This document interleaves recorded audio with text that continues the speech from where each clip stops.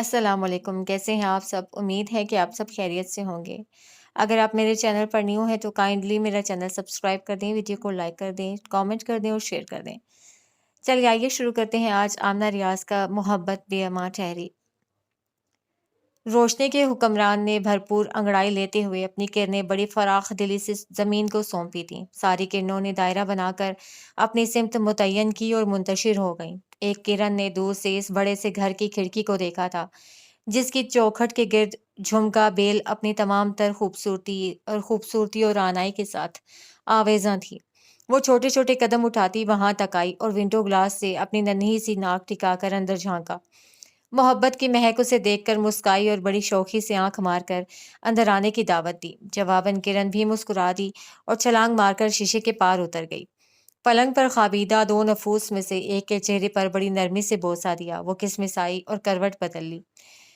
ہار باعث سے تلملاہٹ ہوتی ہے، سو کرن بھی تلملا اٹھی اور دور سے اپنی ہم جولیوں کو کھینچ لائی جو اس کے سارے وجود پر چھا گئیں۔ اف، یہ صبح اتنی جلدی کیوں ہو جاتی ہے؟ اب تلملاہٹ کا شکار وہ ہوئی تھی اور کسل مندی سے اٹھ بیٹھی تھی۔ پپوٹوں پر نیند براجمان تھی۔ اس نے بال سمیٹتے ہوئے دائیں طرف سوئے اسد کو دیکھا، پھر گلاس ونڈو کو۔ دوسرے ہی لمحے وہ پردے برابر کر کے دوبارہ بیڈ پر دراز ہو چکی تھی۔ کرنیں دھکا دے کر باہر نکالے جانے پر منہ بسورنے لگیں، پھر کوئی روزن نہ پا کر کسی اور سمت کی طرف گامزن ہو گئیں۔ دوسری بار نیند میں خلل تب پڑا تھا جب مخصوص انگلیوں کے لمس نے اس کے بالوں میں ہلچل مچائی تھی۔ پلیز سعدی، مجھے سونے دو۔ اس نے کروٹ بدلنا چاہی لیکن اسد نے روک دیا۔ کوئی ضرورت نہیں ہے پھر سے سونے کی، میں پہلے ہی آفس سے لیٹ ہو چکا ہوں اور زبیری صاحب کا 2 بار فون بھی آ چکا ہے۔ جلدی سے میرے لیے کافی بنا دو، اور ہاں، یہ ٹائی کی نوٹ بھی لگاؤ۔ اسے ٹائی کی نوٹ لگانی نہیں آتی تھی، اسی لیے پہلے یہ کام اسد کے والد کیا کرتے تھے اور اب دیجا۔ اسد کی بات کا الٹا اثر ہوا تھا۔ دیجا کو سر تک کمبل تانتے دیکھ کر اس نے ہاتھ کمر پر رکھ کر اسے گھورا، پھر ایک جھٹکے سے کمبل کھینچ دیا۔ میں نہیں چاہتا کہ زبیری صاحب پھر سے فون کریں، لہٰذا فوراً سے پیشتر اٹھ بیٹھو۔ دیا، میں تم ہی سے کہہ رہا ہوں۔ وہ اسے یوں ہی مخاطب کیا کرتا تھا۔ اف، یہ زبیری صاحب! وہ جھنجھلاتے ہوئے اٹھ بیٹھی۔ میں ان زبیری صاحب سے بہت تنگ ہوں سعدی۔ آخر باس تم ہو یا وہ؟ ذرا ہی دیر ہوئی نہیں اور ان کی انگلیوں میں کھجلی شروع ہوئی نہیں۔ آخر تم انہیں جاب سے فارغ کیوں نہیں کر دیتے؟ ان فیکٹ باس کو تو آفس دیر سے آنے کی اجازت ہونی ہی چاہیے۔ اس نے موقف بیان کیا تھا۔ اسد مسکراتے ہوئے قد آدم آئینے کے سامنے جا رکا۔ دیکھیے مسز دیجا اسد، اول تو آفس دیر سے جانا میرے اصولوں میں شامل نہیں ہے۔ سوچو ذرا، جب آفس میں باس ہی دیر سے پہنچے گا تو ورکرز اس چیز کا کیا اثر لیں گے؟ دوسری بات یہ کہ زبیری صاحب پاپا کے زمانے کے ورکر ہیں، بہت ہی محنتی اور قابل اعتماد۔ میں ان کی عزت بھیک بہت کرتا ہوں اور وہ بھی مجھے بیٹا کہتے ہیں، لہٰذا انہیں فارغ کرنا ناممکن ہے۔ اب سیدھی طرح یہاں آ کر نوٹ لگاؤ۔ وہ کچھ روب سے بولا تو دیجا منہ بسورتی اس کے قریب آنگ رکی۔ ٹائی کی نوٹ لگاتے ہوئے وہ مسلسل کچھ بڑبڑا رہی تھی جو اسد پر واضح نہیں ہو پا رہی تھی، سو اس نے مسکرانے پر اکتفا کیا۔ سعدی، اب تم ٹائی کی نوٹ لگانا سیکھ لو۔ وہ کیوں؟ اس نے کچھ تعجب سے پوچھتے ہوئے اس کی کمر کے گرد بازو پھیلا کر دونوں ہاتھوں کی انگلیاں آپس میں پھنسا لیں۔ ہر روز تم یوں مجھ سے ٹائی کی نوٹ لگوانے آتے ہو جیسے کوئی چھوٹا سا بچہ اپنی ماں کے پاس جا کر کہتا ہے، ماما مجھے اسکول کے لیے تیار کر دو۔ اس کی سنجیدگی اسد کے کہکے میں کھو گئی تھی۔ اس میں ہنسنے کی کیا بات ہے؟ گھورنے کا اسد پر رتی بھر بھی اثر نہ ہوا تھا۔ وہ ہنستا ہی چلا گیا تو وہ بھی مسکرا دی۔ بالوں کی گرہ کھل کر کندھوں پر بکھر گئی تھی۔ اسد کی نظریں زلفوں میں الجھ گئیں۔ یوں کیا دیکھ رہے ہو؟ پلکوں کی جھالر آرس پر تھرکنے لگی تھی۔ دیکھ رہا ہوں میری بیوی غصے میں زیادہ حسین لگتی ہے یا ہنستے ہوئے؟ اس کے ہونٹ دیجا کی پیشانی کو چھونے لگے تھے۔ سعدی، زبیری صاحب کا فون پھر سے آ جائے گا۔ فکرہ معنی خیز تھا۔ اسد کنی کترا گیا۔ سو واٹ، بقول تمہارے زبیری صاحب کو تو عادت ہے بار بار فون کرنے کی۔ متبسم و شریر لہجے نے دیجا کو جھینپنے پر مجبور کر دیا تھا، جسے چھپانے کے لیے اس نے دونوں ہتھیلیاں اسد کے سینے پر رکھ کر پیچھے دھکیل دیا۔ وہ لڑکھڑا کر اسٹول کا سہارا لینے لگا۔ آفس دیر سے جانا تمہارے اصولوں میں شامل نہیں ہے۔ میں ناشتہ تیار کرنے جا رہی ہوں، تم جلدی سے آ جاؤ۔ مختصر لفظوں میں وہ اپنی بات سمجھا گئی تھی اور کمرے سے نکلتے ہوئے اس نے اسد کا چھت پھاڑتا کہکا سنا تھا۔ اس کے اپنے چہرے پر بھی اسد کی محبت تبسم کی طرح بکھر گئی۔ کچن میں آ کر اس نے الیکٹرک کیٹل کا پلگ لگایا اور خود اسد کا فیورٹ آملیٹ تیار کرنے لگی۔ کیونکہ اس کے بعد اسد نے محض ڈنر ہی کرنا تھا۔ لنچ ٹائم میں بھی وہ محض چائے کافی پر گزارا کرتا تھا اور پھر ڈنر گھر پر ہی کیا کرتا تھا۔ جس طرح اسد اس کی پسند و ناپسند کا خیال رکھتا تھا، اسی طرح دیجا خود بھی اس کا بے حد خیال رکھتی تھی۔ بس اس کی شخصیت میں شدت پسندی کا عنصر غالب تھا، اور اسی شدت پسندی کے زیر اثر وہ اسد کا ہر کام اپنے ہاتھوں سے کرتی تھی۔ حتیٰ کہ ایک بار اسد کے جوتے پالش کرنے پر اس نے ملازمہ کو تھپڑ دے مارا تھا۔ صبح آفس جاتے ہوئے وہ بریف کیس خود تھماتی تھی اور کوٹ بھی خود ہی پہناتی تھی۔ اب بھی وہ اسے پورچ تک چھوڑنے آئی تھی۔ سنو سادی، تمہیں یاد ہے نا آج ہمیں مسز فاروق کے یہاں جانا ہے؟ وہ پوچھ رہی تھی۔ اسد نے اس بات پہ سر ہلا دیا اور ایک بار پھر اس کے گال پر اپنی محبت ثبت کر کے کار اسٹارٹ کر دی تھی۔ دیجا گیٹ پر اس وقت تک کھڑی رہی جب تک روڈ پر کار کا نقطہ معدوم نہیں ہو گیا۔ مسز فاروق کے گھر کا لان بے حد خوبصورتی سے سجایا گیا تھا۔ سبز گھاس پر تھرکتی روشنیاں اور اس گھاس کو بے دردی سے روندتے قدم آپس میں برسرے پیکار تھے۔ سفید وردیوں میں ملبوس ویٹرز ہاتھوں میں سنہری تشتریاں اٹھائے ادھر سے ادھر بھاگتے پھر رہے تھے۔ رات کی مناسبت سے گہرے رنگوں کے ملبوسات سے سجے وجود میک اپ کی تہیں چہروں پر چڑھائے ایک دوسرے میں مگن تھے۔ مسکراہٹیں تھیں، ریشمی کپڑوں کی سرسراہٹیں تھیں، کہکہے تھے، کھلکھلاہٹیں تھیں۔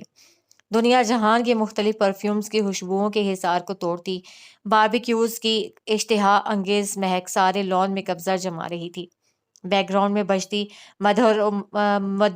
مدھر موسیقی نے سارے ماحول کو رومانٹک بنا دیا تھا، اور سب سے بڑھ کر چہار سو پھیلی چاندنی فضا کی خنکی کو کھینچ کر ہر وجود پر کپ کپی طاری کرنے کی بھرپور کوشش کر رہی تھی، جس میں اسے کسی قدر کامیابی بھی ہوئی تھی۔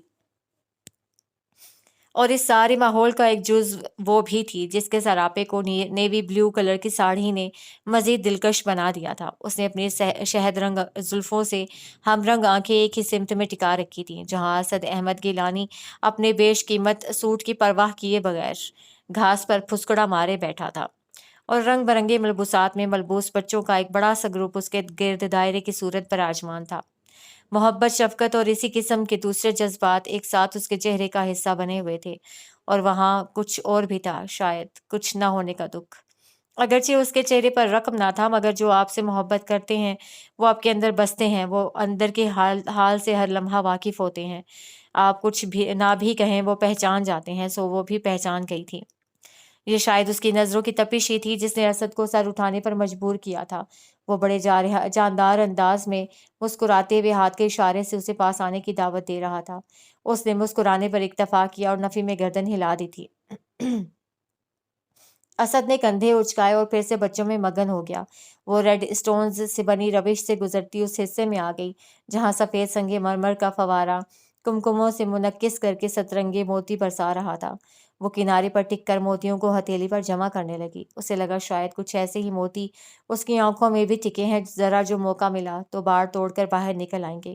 تبھی اسے اپنے پیچھے ایک آواز سنی تھی، جانی پہچانی سی مانوس سی آواز۔ اس نے پلکیں جھپک کر آنسوؤں کو واپس دھکیلا، اور اس سے پہلے کہ وہ مڑ کر دیکھتی، پیچھے والی شخصیت اس کے سامنے آ گئی۔ وہ صبا تھی، اس کی بیسٹ فرینڈ، جو آتے ہی اس سے لپٹ گئی تھی۔ کیسی ہو دیجا؟ قسم سے اتنا دل چاہ رہا تھا میرا تم سے ملنے کو۔ اگر آج یہاں ملاقات نہ ہوتی تو میں کل تمہارے گھر آنے والی تھی۔ ویسے تم مسز فاروق کے یہاں کیسے؟ میں تو کل ہی بیروت سے آئی ہوں۔ فاروق بھائی ابراہیم کے بہت اچھے دوست ہیں، اور وہ یوں ہی نان سٹاپ بولا کرتی تھی، مگر اس وقت دیجا نے ٹوک دیا۔ خدا کے واسطے صبا، آہستہ آہستہ بات کرو، ممکن ہے میں تمہاری بات بہتر طریقے سے سمجھ سکوں۔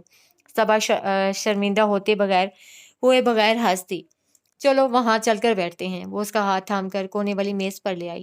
پھر شکوہ و شکایات کی فہرستیں نکالی گئیں، معافی تلافی ہوئی، گزرے قصے دہرائے گئے، اسکول سے لے کر یونیورسٹی لیول تک کے دوستوں کو یاد کیا گیا، اور یوں وہ ماضی کے شبستان سے گزر کر حال کے گلستان میں داخل ہو گئے۔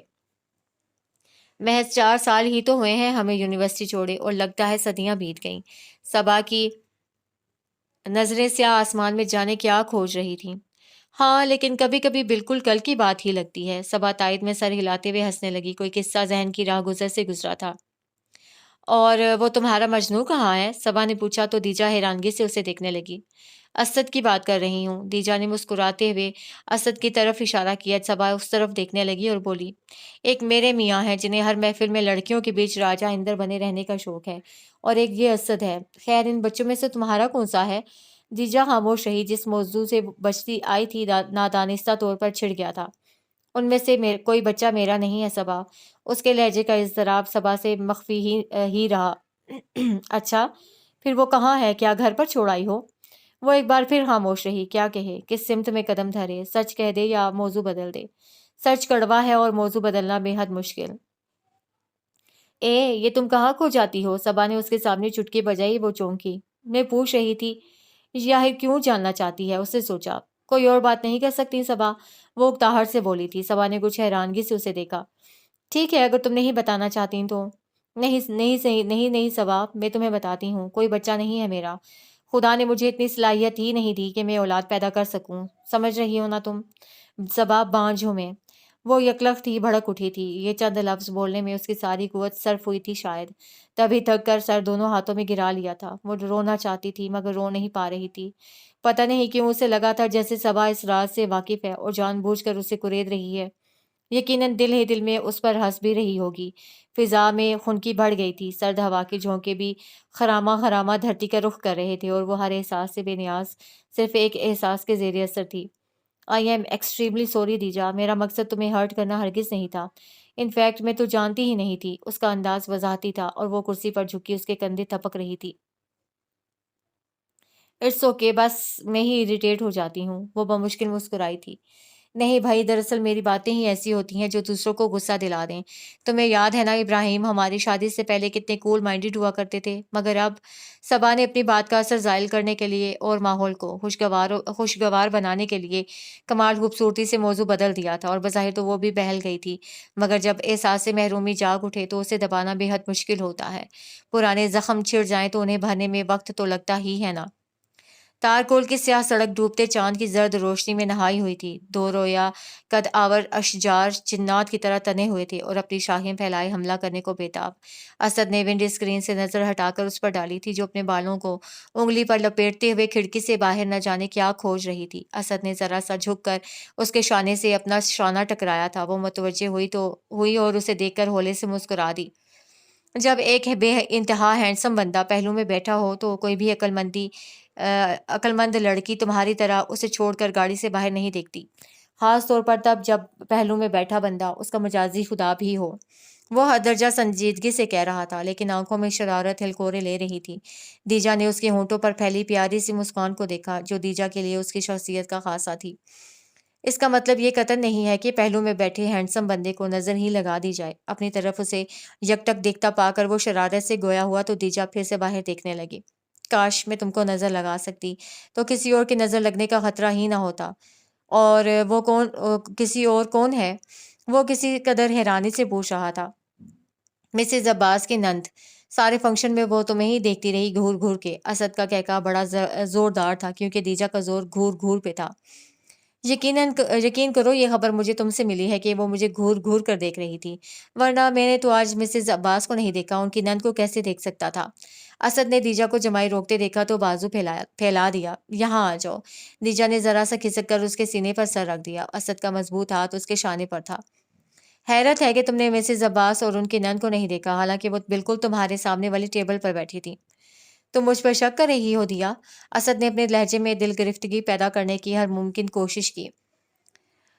بالکل نہیں، کیونکہ میں جانتی ہوں میرا حق کوئی غصب نہیں کر سکتا۔ اس نے شانے پر دھرا ہاتھ ہونٹوں سے لگا لیا تھا۔ اس کے اس قدر پختہ یقین پر اسد بھرپور انداز میں مسکرا دیا۔ حقیقتاً مجھے تو آج فرصت ہی نہیں ملی کہ کسی کی نند کو دیکھوں۔ دراصل بچوں کی مخلوق ہوتی ہی اتنی خوبصورت ہے کہ کہیں اور دیکھنے ہی نہیں دیتی۔ نادانستہ وہ دیجا کے دل پر ہاتھ مارے بیٹھا تھا۔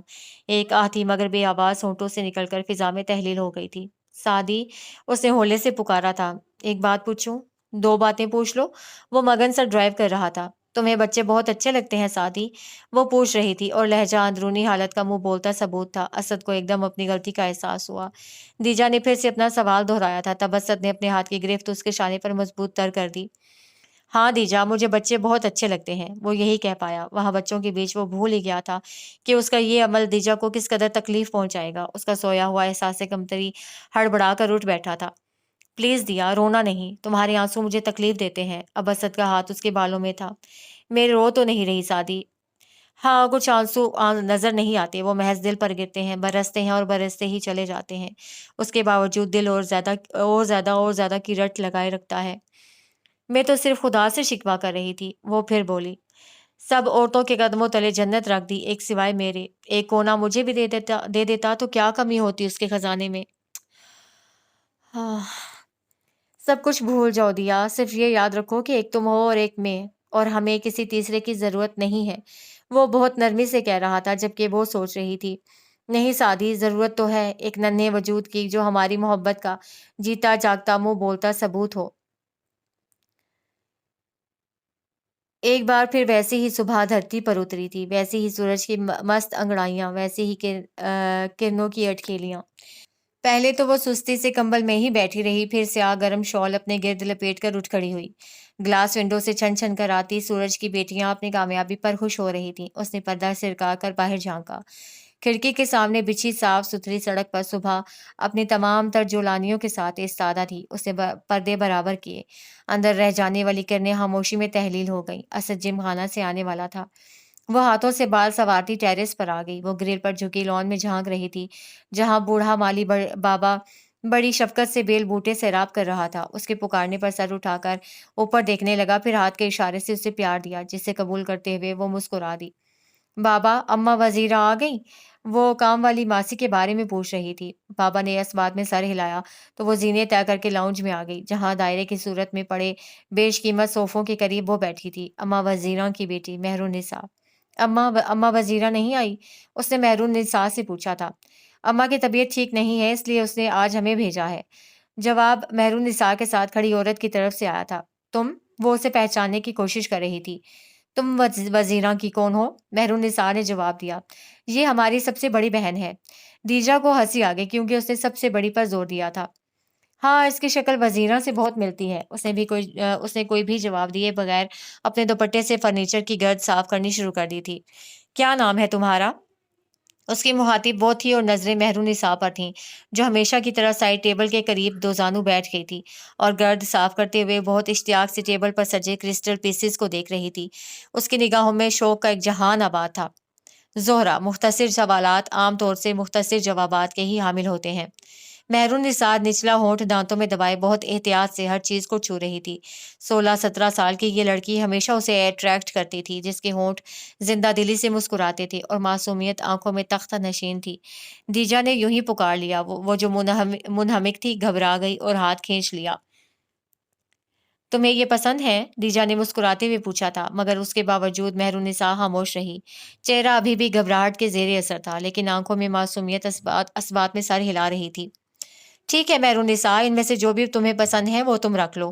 اسبات تحیر میں بدل گیا۔ سچ؟ وہ پوچھ رہی تھی۔ دیجا نے سر ہلایا تو وہ خوشی خوشی سلیکشن کرنے لگی۔ تبھی زہرہ کی سرزنش بھری آواز نے اسے ٹوک دیا۔ دیجا کو اس کی مداخلت ناگوار گزری تھی۔ میں تمہیں تو نہیں دے رہی زہرہ، اس نے کچھ نرمی سے کہا تھا۔ اس کے باوجود طنزیہ مسکراہٹ نے زہرہ کے چہرے کا احاطہ کرنے میں لمحہ ہی لیا تھا۔ مجھے دو یا اسے، بات تو ایک ہی ہے نا بی بی، اسے نہ ہی دو تو اچھا ہے۔ ویسے بھی غریب کو بغیر محنت کے مل جائے تو وہ گندم کی ڈھیری کی طرح پھیل جاتا ہے اور ندیدی نظروں سے ہر چیز کو تکتا ہے۔ پھر تم امیر لوگ ہی ہر حرامی کا طعنہ دیتے ہو۔ تم اتنا تلخ کیوں بول رہی ہو؟ دیجا نے حیرت سے اسے دیکھا۔ بات اتنی سخت تو نہ تھی، اس کے باوجود زہرہ کے اس کے لفظ میں تلخی کا سیال تھا، اور اب تبسم میں بھی۔ یہ تلخ تو نہیں ہے، یہ سچ ہے جی، اور تم امیر لوگ سچائی کو تلخی کا نام دیتے ہو۔ زندگی ہم غریبوں میں سچائی بھر دیتی ہے، یعنی تلخی۔ دیجا اسے دیکھے گئی تھی، جس کے دھنسے ہوئے پپوٹے اور گردن کے قریب جا بجا جھریوں کا جال پکی عمر کا پہاڑا پڑ رہا تھا، اور آنکھوں میں جہاں دیدگی کسی پیشہ ورانہ عورت کی طرح ڈیرا جمائے ہوئے تھی۔ تم شادی شدہ ہو؟ سینٹرل ٹیبل سے اخبار اٹھاتے ہوئے اس نے سرسری انداز میں پوچھا تھا، اور مہرون نساء کو مسکرا کر شہ دی تھی۔ ہاں، اماں نے میری شادی کی تھی۔ کیا مطلب؟ 2 روز پہلے طلاق ہو گئی۔ زہرہ نے یوں بتایا تھا گویا اسے نہیں کسی اور کو طلاق ہوئی ہو۔ دیجا کو جھٹکا سا لگا۔ پھر تو تم عدت سے ہوئی زہرہ؟ نہ، مجھے کوئی غم نہیں ہے۔ وہ ایسے کہہ رہی تھی جیسے عدت کا تعلق غم ہی سے ہو۔ اطمینان قابل دید تھا۔ دیجا نے ایک گہرا سانس بھرا اور نظریں اخبار پر ہیڈ لائن پر ٹکا دیں۔ اسے زہرہ کی ذہنی حالت پر شک ہو رہا تھا۔ بچے کتنے ہیں تمہارے؟ نہ، بھلا بچہ ہوتا تو وہ حرامی طلاق دیتا ہی کیوں؟ بچے کے لیے ہی تو اس نے دوسری شادی کی ہے۔ دیجا کی ہاتھ سے اخبار چھوٹ گیا، پتہ نہیں کیا ہوا تھا کہ دل زور زور سے دھڑکنے لگا تھا۔ بچہ نہیں ہوا زہرا؟ جانے وہ کیا سننا چاہ رہی تھی، رب ہی جانے۔ زہرا نے ایک طویل سرد آہ بھری۔ میں گئی تھی ڈاکٹرنی کے پاس، وہ کہنے لگی جب رب کی مرضی ہوگی بچہ ہو جائے گا۔ پورے 8 سال تک میں ڈاکٹرنی کے پاس جاتی رہی، دم درود بھی کرائے، اس کمینے کی مار بھی کھائی، ساس کے تانے الگ اور سسر کی گالیاں الگ، نندوں کے پیر دھو دھو کر پیے، اور تو اور دیور اور دیورانی کی بھی خدمتیں کی، پر حق ہاں، عورت کی قسمت ہی ایسی ہے، بچہ نہ ہو تو مرد دوسری لاتا ہی ہے، چاہے چھپا کر لائے یا کھلم کھلا۔ سب مرد ایک سے تو نہیں ہوتے نا، اسے خود بھی خبر نہ تھی کہ اس کا فکرہ تائید طلب ہے یا تردید طلب، بس دل سوکھے پتے کی طرح لرزنے لگا تھا۔ نہ جی، سب مرد ایک سے ہی ہوتے ہیں، مرضی کرنے پہ آئیں تو نہ عورت روک سکتی ہے اور نہ اولاد۔ میں نے اب تک 2 مرد دیکھے ہیں جی۔ وہ کمر پر ہاتھ رکھے زمین پر بیٹھ گئی تھی، مہرالنساء شاید لان کی طرف چلی گئی تھی۔ میرے ابے کو پتر کی زنجیر چاہیے تھی جو اس کے بڑھاپے میں اس کا سہارا بن سکے، اور جب میری ماں پتر نہ پیدا کر سکی تو بڑھاپے میں میری ماں کی گود میں 7 بیٹیاں ڈال کر دوسری شادی کر لی، اور جب دوسری کے بھی پتر نہ ہوا تو 1 سال کے اندر اندر تیسری بیوی لے آیا، دونوں کو ڈالا میری ماں کے سر پر، اور خود پوڑی کی لت لگا بیٹھا۔ میری ماں نے تو گزارا کر لیا تھا جی، پر ان دونوں سے نہ ہوا، ایک نے طلاق لے لی اور ایک بھاگ گئی۔ دوسرا مرد اکبر تھا، میرا میاں، فلمیں دیکھ دیکھ کر اس کا مغز سڑ گیا تھا، خود کو ہیرو سمجھتا تھا، اسے بھی پتر چاہیے تھا اور میں تو بیٹی بھی نہ دے سکی۔ دیجا نے زہرا کی آنکھوں میں آنسو دیکھے تھے اور نظریں گود میں رکھے اپنے لرزتے ہاتھوں پر مرکوز کر دی تھیں۔ زہرا کچھ اور بھی کہہ رہی تھی، دیجا مفہوم نہ سمجھ سکی۔ تو کیا اسد بھی؟ ذہن کے دالان میں بس ایک ہی سوال کی باز گزشت سنائی دے رہی تھی۔ نہیں نہیں، اسد ایسا نہیں ہو سکتا، اس نے پرزور تردید کی تھی۔ ہیں جی؟ زہرا نے حیرانگی سے کہا تھا۔ دیجا شاید بے اختیاری میں کچھ زیادہ ہی اونچا بول گئی تھی۔ ہاں، کچھ نہیں، تم اپنا کام کرو۔ وہ سست روی سے چلتی واپس ٹیرس پر آ گئی۔ دھوپ کی تمازت میں شدت آ چکی تھی جو بلا شبہ بدن کو بھلی لگ رہی تھی۔ اس کا دماغ سوال کر رہا تھا جبکہ دل انکاری تھا، تب اس کی آنکھیں جھلملانے لگیں۔ نہیں، سعدی ایسا کچھ نہیں کرے گا، وہ مجھ سے بہت محبت کرتا ہے۔ نفی میں زور زور سے سر ہلاتے ہوئے نظر کا پنچھی گرل سے نظر آتی سڑک کے اوپر پھڑپھڑانے لگا۔ ہاں، وہ اسد تھا، اور ایک بچہ 2-3 سال کا۔ کچھ فاصلے پر کھڑی کار کا فرنٹ ڈور وا تھا اور اسد مسکراتے ہوئے بچے کے پاس دو زانو بیٹھا اس کے گھٹنے جھاڑ رہا تھا۔ دیجا نے کھوجنا چاہا کیا تھا اس کے چہرے پر، حسرت، یاس، نا امیدی، نارسائی، تڑپ، محبت، یا کچھ بھی نہیں۔ وہ چیخنا چاہتی تھی اور چیخ بھی نہیں پا رہی تھی۔ سانس تھمتا ہوا محسوس ہو رہا تھا، زہرا کی آواز اسے لرزا رہی تھی۔ اس نے مضبوطی سے گرل کو تھام لیا۔ سرزمین ذات زلزلے سے دوچار تھی اور اسے ایک فیصلہ کرنا تھا۔ ہجوم بڑھتا جا رہا تھا، تمسخر اڑاتے کہکے پھیل رہے تھے۔ اس نے پیشانی پر نمودار ہو جانے والی چند بوندوں کو پونچھا، ایک نگاہ اسد پر ڈالی جو ابھی بھی بچے سے ہم کلام تھا۔ وہ مڑی اور مضبوط قدموں سے چلتی لاؤنج میں آ گئی۔ سامنے ہی مہرالنساء بڑے سے پنجرے میں موجود آسٹریلین پیرٹس کو متوجہ کرنے کی کوشش کر رہی تھی۔ دائیں جانب زہرا صوفوں پر گرد جھاڑتی جانے کیا بڑبڑا رہی تھی۔ زہرا، اس کے پکارنے پر وہ متوجہ ہوئی، ساتھ ہی مہرالنساء بھی۔ میں تمہارے گھر آنا چاہتی ہوں زہرا، مجھے پتہ سمجھا دو۔ وہ بہت مطمئن ہو گئی تھی کیونکہ وہ ہمیشہ سے قسمت کی دھنی رہی تھی اور اسے یقین تھا کہ قسمت اب بھی اس کے ساتھ ہے۔ وہ جو پتھر اپنی راہ میں رکھنے والی ہے اسے ٹھوکر نہیں کھائے گی بلکہ اس سے پہلے ہی اسے ہٹا دے گی۔ وہ اندرون لاہور کی ایک تنگ و تاریک گلی تھی جس کے آغاز سے اختتام تک کا نقطہ دیکھنا بے حد مشکل تھا۔ بلیک شیرارڈ نے آگے جانے سے انکار کیا تو وہ اسے ایک طرف پارک کر کے گلی میں گھس گئی۔ کھلے ہوئے گٹروں کا گندا بدبودار پانی گلی میں جا بجا پھیلا ہوا تھا جس کی بدولت اسے چلنے اور سانس لینے میں کافی دقت ہو رہی تھی۔ بہرحال اسے یہ رستہ طے کرنا ہی تھا کیونکہ ایسا نہ کرنے کی صورت میں جو مشکلات اس کے سامنے آتی وہ اس سے بھی بڑھ کر ہو سکتی تھیں۔ اس نے رک کر ایک آدمی سے اماں وزیراں کے گھر کا پتہ معلوم کرنا چاہا۔ وہ شخص یہاں موجود بیشتر لوگوں سے قدرے بہتر نظر آ رہا تھا۔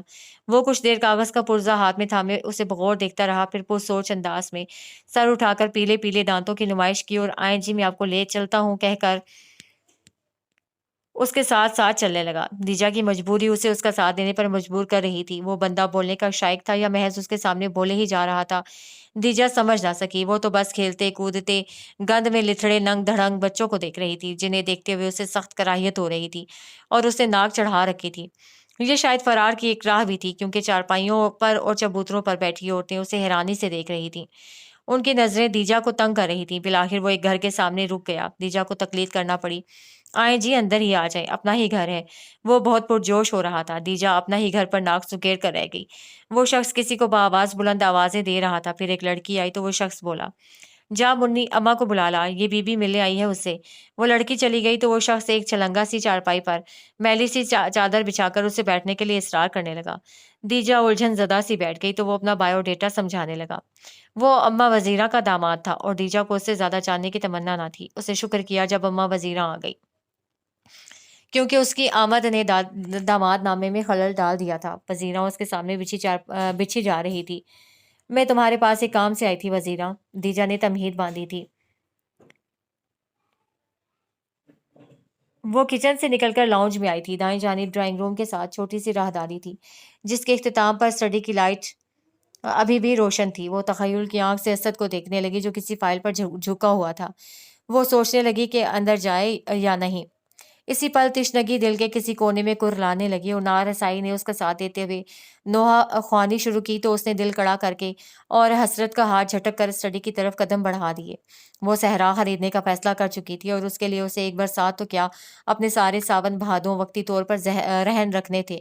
اور یہی بات جب اسے اماں وزیرہ سے کہی تھی تو وہ ایک لمحے کے لیے اسے حیرت سے دیکھتی رہ گئی تھی، اور جب بولی تو غصہ اور سختی اس کے انداز سے عیاں تھی۔ ہم غریب ضرور ہیں بی بی، مگر اس کا مطلب یہ نہیں ہے کہ بیٹیاں فروخت کرتے پھریں۔ وہ دبی دبی آواز میں بول رہی تھی اور دیجا کو پہلی بار اس بے ضرر سی عورت سے خوف محسوس ہوا تھا۔ وہ اپنے اندر بولنے کی سکت نہیں پا رہی تھی، لیکن اسے یہ مورکہ سر کرنا ہی تھا، لہٰذا بولی، میری بات کا غلط مطلب مت نکالو وزیرہ، میری بات ٹھنڈے دماغ سے سنو اور سمجھو۔ ضرورت مند تم بھی ہو اور میں بھی، خدا نے مجھے ماں بننے نہیں دیا، مگر ماں کا ممتا کا جذبہ تو ہر عورت میں ہوتا ہے نا، سو مجھ میں بھی ہے۔ سمجھنے کی کوشش کرو وزیرہ، مجھے بچہ چاہیے اور تمہیں 6 بیٹیوں کا بوجھ اٹھانا ہے۔ زہرا کی طلاق کے بعد تو تمہارا بوجھ اور بھی بڑھ گیا ہے۔ وہ اس تراری انداز میں ہاتھ مسل رہی تھی۔ تم اپنی ایک بیٹی مجھے دے دو، میں تم سے وعدہ کرتی ہوں جیسے ہی وہ میری گود میں بچہ ڈالے گی میں اسے واپس تمہارے گھر پہنچا دوں گی۔ اس میں بھلا ہمارا کی فائدہ؟ بیٹی تو پھر ہمارے ہی در پر ہوگی۔ اس کی شادی کے تمام اخراجات میں برداشت کروں گی، تم دیکھنا، میں اس کی شادی بہت اچھی جگہ کروا دوں گی۔ اس کا انداز نہ چاہتے ہوئے بھی ملتجی ہو چلا تھا۔ وزیرہ کچھ لمحے خاموش رہی۔ دیجا کو اس کے جھریوں زدہ چہرے پر سوچ کی پرچھائیاں نظر آئی تھیں۔ پھر دفتن وہ نفی میں سر ہلانے لگی۔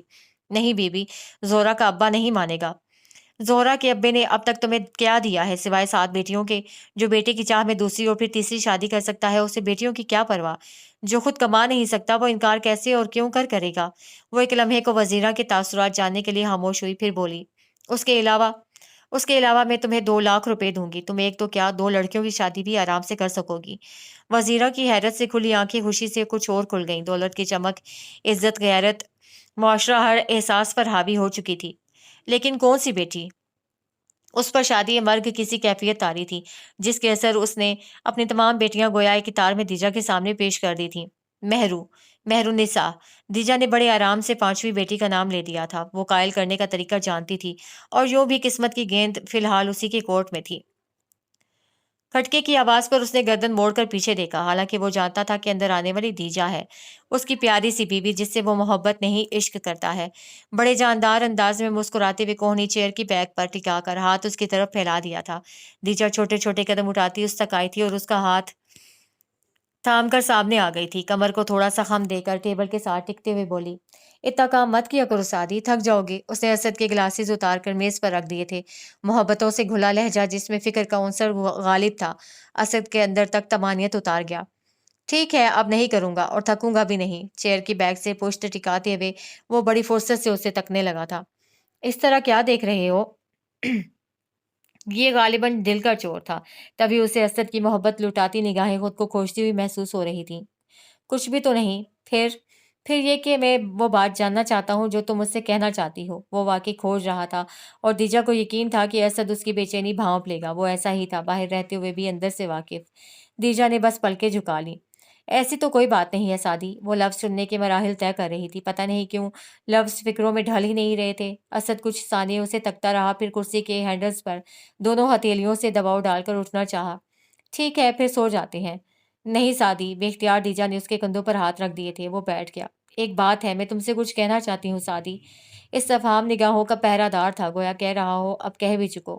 دیجا اس کے قدموں میں کسی داسی کی طرح بیٹھ گئی، اس نے اپنا سر سعدی کے گھٹنوں پر رکھ دیا تھا۔ سعدی، تم میری ایک بات مانو گے؟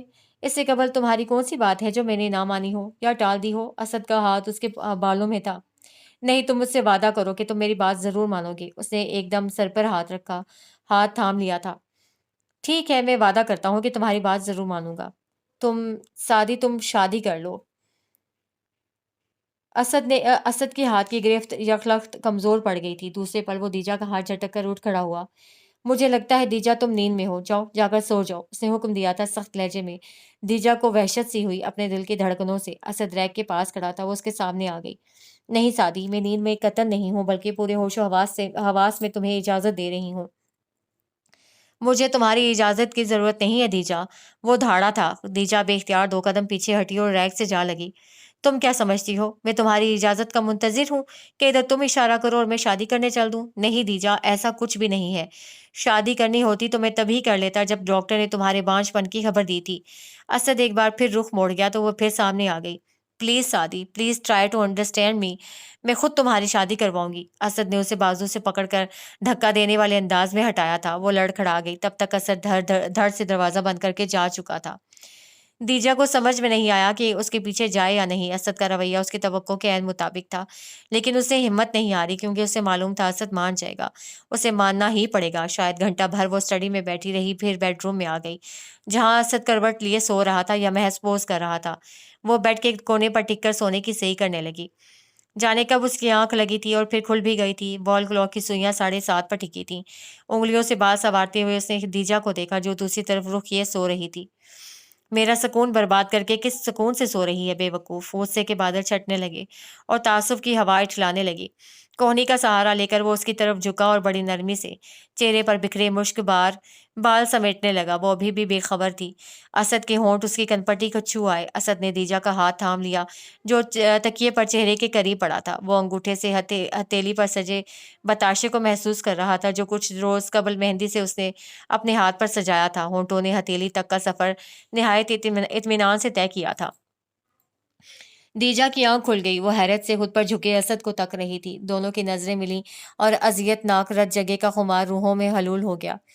تم میری ذات کی تکمیل ہو دیا، میں تم سے بے حد محبت کرتا ہوں، خدا کے لیے میرا امتحان مت لو۔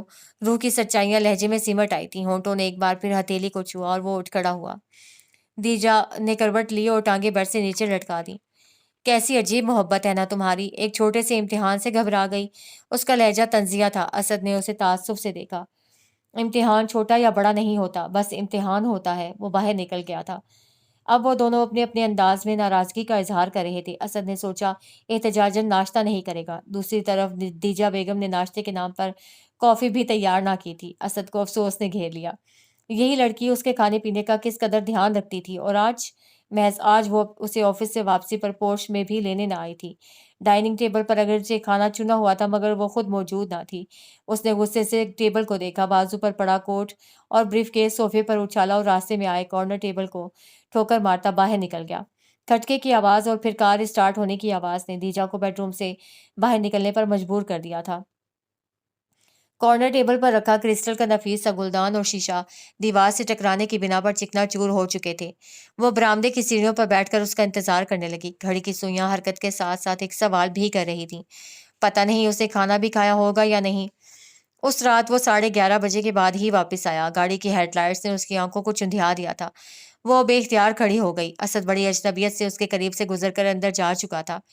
وہ وہیں کھڑی خود سے الجھتی رہی، پھر اس کے پیچھے ہی چلی آئی۔ واش روم کی لائٹ آن تھی اور پانی گرنے کی واضح آواز اس کی سماعت سے ٹکرا رہی تھی۔ وہ اسد سے بات کرنا چاہتی تھی، تبھی بیڈ پر لیٹ کر اس کا انتظار کرنے لگی۔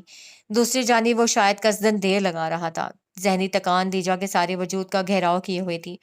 نیند کی وادی میں اترنے میں اسے پل ہی لگے، حالانکہ آنکھ کی یہ بے وفائی اسے سخت ناگوار گزری تھی۔ اسد نے چپ سادھ رکھی تھی جو ہفتوں پر محیط ہو چکی تھی۔ وہ نہ دیجا کو مخاطب کرتا تھا اور نہ ہی اس کی کسی بات کا جواب دیتا تھا۔ دیجا کو اس سے اتنے سخت رد عمل کی توقع قطعاً نہ تھی۔ اسد کا رویہ اسے اندر ہی اندر کاٹ رہا تھا۔ اس کی ناراضگی کی مدت کبھی بھی اتنی طویل نہ ہوئی تھی۔ وہ رات کو بہت دیر سے آنے لگا تھا۔ دیجا کے لیے دن تو کٹھن تھے ہی، سردی کی طویل راتیں کچھ اور طویل ہو گئیں۔ حد تو تب ہوئی جب گھڑی کی سوئیاں 2 اور 3 کا فگر بھی کراس کرنے لگی۔ وہ آنکھوں میں آنسو بھرے اسے تکے گئی تھی اور جب ضبط کا یارہ نہ رہا تو اس کے کشادہ سینے سے سر ٹکا کر پھوٹ پھوٹ کر رو دی۔ میرے ساتھ یوں مت کرو اسد، میں مر جاؤں گی، مگر تمہاری بے اعتنائی کے ساتھ زندہ رہنا میرے لیے بہت مشکل ہے، پلیز میرے ساتھ یوں مت کرو۔ وہ ٹوٹی پھوٹی سی اس کے سینے سے لگی ہوئی تھی اور اسد کی نگاہیں اس کے ریشمی بالوں پر تھیں۔ کیسی دیوانگی تھی جو اسے اس حال تک لے آئی تھی۔ اسد نے اس کے گرد اپنا حصار کھینچ کر گویا اسے تحفظ کا احساس دیا تھا۔ دیجا کے آنسو ہمیشہ اسے تکلیف دیتے تھے، اب بھی ایسا ہی ہوا۔ دیجا اس بات سے بخوبی واقف تھی۔ اس لمحے وہ شدت سے رونے لگی تھی۔ اسد کا ملال بڑھنے لگا۔ اسے تنگ کر کے وہ خود بھی کہاں پرسکون رہ سکا تھا۔ کتنی ہی راتیں سڑکیں ناپتے، بستر کے کانٹے چنتے گزری تھیں۔ اس نے دیجا کے گرد اپنی گرفت کچھ اور مضبوط کر لی، پھر بہت دھیمی اور نرم آواز میں بولا، اور جو تم میرے ساتھ کر رہی ہو کیا وہ درست ہے دیا؟ اس کی آواز و انداز میں چاہت کی شدتیں تھیں۔ دیجا نے تڑپ کر سر اٹھایا۔ میں کچھ غلط تو نہیں کر رہی سعدی؟ کیا اپنے مامتا کو تسکین پہنچانے کا انتظام کرنا غلط ہے؟ دیا، یتیم خانے بھرے پڑے ہیں ایسے بچوں سے جو مامتا کے پیاسے ہیں۔ ہم کوئی بچہ اڈاپٹ بھی تو کر سکتے ہیں۔ وہ اسے پیار سے سمجھانے کی کوشش کر رہا تھا۔ دیجا نے اس کی بات قطع کر دی۔ مجھے ایڈاپٹڈ چائلڈ نہیں چاہیے۔ بچہ ایڈاپٹ ہی کرنا ہوتا تو میں تبھی کر لیتی جب ڈاکٹر نے مجھے بانجھ قرار دیا تھا۔ کسی گزری بات کا حوالہ زبان کی نوک پر پھسلا تھا۔ لیکن میں کسی معجزے کی منتظر تھی اسد۔ لوگ کہتے ہیں معجزے اسی دنیا میں وقوع پذیر ہوتے ہیں۔ میں بھی انتظار کرتی رہی کہ شاید خدا کو مجھ پر ترس آ جائے اور وہ میری گود بھر دے، لیکن معجزہ نہیں ہوا۔ مجھ پر آ کر تمام معجزے ختم ہو گئے۔ میں نے سنا تھا دعائیں تقدیریں بدل دیا کرتی ہیں، لیکن میری تو دعائیں بھی تہی داماں ہی رہیں۔ وہ روئے جا رہی تھی۔ برسات کا درد یکلخت ہوا تھا۔ میں کیا کروں سعدی؟ میں اپنے من کو نہیں مار سکتی۔ گود لیا ہوا بچہ مامتا کی پیاس تو بجھا سکتا ہے، لیکن دل کی پیاس نہیں بجھا سکتا۔ یوں بھی کسی کے گناہ کو میں اپنی اولاد نہیں کہہ سکتی۔ ہاتھ کی پشت سے گال رگڑتے ہوئے وہ 2 ٹوک لہجے میں کہہ رہی تھی، مجھے تم سے اس قدر اوپری سوچ کی توقع نہیں تھی دیا۔ دکھ نے اس کی آواز کو دھیما کر دیا تھا۔ یہ اوپری سوچ نہیں ہے، یہ میری محبت ہے جو مجھے سکون نہیں لینے دیتی۔ میں تمہارے بچوں سے کھیلنا چاہتی ہوں سعدی، جس کے رگوں میں تمہارا خون ہو، کسی اور کا نہیں۔ میں چاہتی ہوں جب وہ میری باہوں میں ہو تو اسے تمہاری مہک آئے، اس کی آنکھیں، اس کے ہونٹ، اس کے ناک اور گال، سب کچھ تمہارا پرتو ہو۔ میں جب اسے دیکھوں تو مجھے تم نظر آؤ اور کوئی نہیں۔ دیجا کی آنکھوں میں اب آنسو نہ تھے بلکہ عجیب سی چمک تھی۔ اسد خاموش رہا۔ اب کہنے کے لیے اس کے لفظوں کی صندوقچی خالی ہو گئی تھی۔ کتنے ہی پل خاموشی سے سرک گئے۔ وہ یوں ہی اسے تکے گیا، پھر جیسے تھک کر صوفہ کم بیڈ پر گر گیا۔ تم کیا کرنا چاہ رہی ہو؟ دیجا نے بے یقینی سے اسے دیکھا، پھر قدموں میں بیٹھ کر اول تا آخر ساری بات گوش گزار کر دی۔ اسد ابھی بھی خاموش تھا، لیکن لبوں پر تنزیہ مسکان تھی۔ گویا ایک نہیں 2 زندگیوں کا سودا کیا ہے تم نے۔ انداز خود کلامی کا سا تھا۔ پھر اسے مخاطب کر کے بولا، ویسے تم نے سوچا ہے اگر مہر النساء ماں نہ بن سکی تو کیا تم نے تیسری شادی کرنے کے لیے کہو گی مجھے؟ پین انگلیوں کے بیچ گھماتے ہوئے وہ یقیناً طنز کر رہا تھا۔ دیجا کی نگاہوں میں سراسیمگی سمٹ آئی تھی۔ کیا یہ ممکن ہے؟ اس نے اس نہج پر بالکل نہیں سوچا تھا۔ مجھے ڈراؤ مت سعدی، اور ہم اندھیرے پہلو ہی کیوں دیکھیں، روشن پہلو بھی تو ہیں۔ اس کا لہجہ سرسراتا ہوا تھا، تیز ہوا کے خوف سے کانپتے پتے جیسا۔ اسد کہہ رہا تھا، ٹھیک ہے دیجا، میں شادی کرنے کے لیے تیار ہوں۔ خوف بے یقینی میں بدل گیا، پھر خوشی میں۔ تم سچ کہہ رہے ہو نا سعدی؟ 100%۔ لیکن اس کے بعد جو کچھ ہوگا اس کی ذمہ دار محض تم ہوگی دیجا۔ تم اپنے پاؤں پر خود کلہاڑی مار رہی ہو۔ بعد میں تکلیف ہو تو مجھ سے شکایت مت کرنا۔ وہ سنجیدہ تھا اور آنے والے دنوں کی تباہ کاریوں کا حوالہ دے کر اسے ڈرانا چاہتا تھا۔ دیجا خوش تھی، جس کے آگے اسد کی تنبیہ دب کر رہ گئی تھی۔ دیجا کی کوئی بات نہیں ٹالتا تھا، سو اس کے ساتھ وہ مطمئن نہیں ہو پا رہا تھا، نہ جانے کیوں۔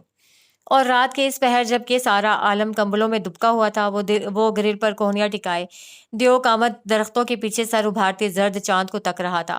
یہ کوئی مناسب وقت تو نہ تھا چاند کو تکنے کا، اور وہ کچھ ایسا رومانٹک مائنڈڈ بھی نہ تھا کہ چاند کو تکنے سے کوئی دلی آسودگی حاصل ہوتی ہو۔ بس دیجا کو چاند پسند تھا اور وہ دیجا کی کوئی بات نہیں ٹالتا تھا، سو اس کے ساتھ کھنچتا ہوا چلا آتا اور دودھیا روشنی میں بیٹھ جاتا۔ ایسے میں دیجا اس چاند کو تکا کرتی جس کا ایک عالم دیوانہ تھا، اور وہ اس کا ہاتھ تھامے اس چاند کو تکتا جس کا وہ دیوانہ تھا۔ हवा के रथ पर सवार होकर मखसूस खुशबू उस तक पहुंची थी। नरम कदमों की हल्की सी धमक जो उसके लिए किसी मधुर धुन से कम ना थी। जर्द चांदनी में एक और चांदनी। उसकी चौड़ी पुश्त पर नजरें टिकाए वो कोई मुनासिब लफ्ज ढूंढ रही थी जो उसके किए का मुदावा कर दे, मगर ये मुमकिन ना था। मुदावा और अजाला तो बेमायनी हो चुके थे। उसके नज़दीक जो कुछ हुआ उसे कमोबेश यूं ही होना था। आज ना होता तो कल हो जाता, लेकिन तब इस सब में उसकी रजा शामिल ना होती और उसके मिजाजी खुदा का कोई भी कदम उसके लिए बायसे आज़ार हो सकता था। ठीक है, लेकिन मुझे लफ्ज़ क्यों नहीं मिल रहे? ये शर्मिंदगी कैसी है? मैं वो क्यों नहीं कह पा रही जो कहना चाहती हूँ? उसने अपना हाथ उसके कंधे की तरफ बढ़ाया, फिर उँगलियाँ भेज कर वापस खींच लिया। फिलवक्त वो अपना कोई भी एहसास उसके दामन से बांधना नहीं चाहती थी। जिनकी चाह आपके दिल के करीब रहती है, जिनकी तलब के फूल दिल के गुलिस्तान में खुला करते हैं, जो आपके संग सांस की तरह रहते हैं। जब उन्हीं लोगों से कलाम करने के लिए आपको लफ्ज़ खोजने पड़े, डिक्शनरियाँ खंगालने की ज़रूरत पड़ने लगे, तो ये दूरियों की तरफ पहला कदम होता है, जिसके इख्तिताम पर फसीलें तन जाती हैं शायद। शायद दीवारें चीन से भी ज़्यादा मजबूत और बुलंदोबाला। उसे अपने और असद के दरमियान कोई कुलज़म मोज़म नज़र आया था, जिसकी वसअतों का को नापना उसके बस का रोग ना था। उसने घबराकर पुकार लिया, पता नहीं उसे सुना था या नहीं। रुख हनूज़ अंडे की जर्दी जैसे चाँद की तरफ था। दीजा की दूसरी पुकार पर वो धीरे से मुड़ा और नज़रें उस पर जमा दीं। सर्दो सपाट नज़रें जिनमें वारफ्तगी थी, ना ही शगुफ्तगी, ना शरारत और ना बेताबी। आँखों की जोत बुझी हुई थी। असद, वो तुम्हारा इंतजार कर रही होगी। उसकी बेतासुर निगाहों ने उस पर घबराहट तारी कर दी थी।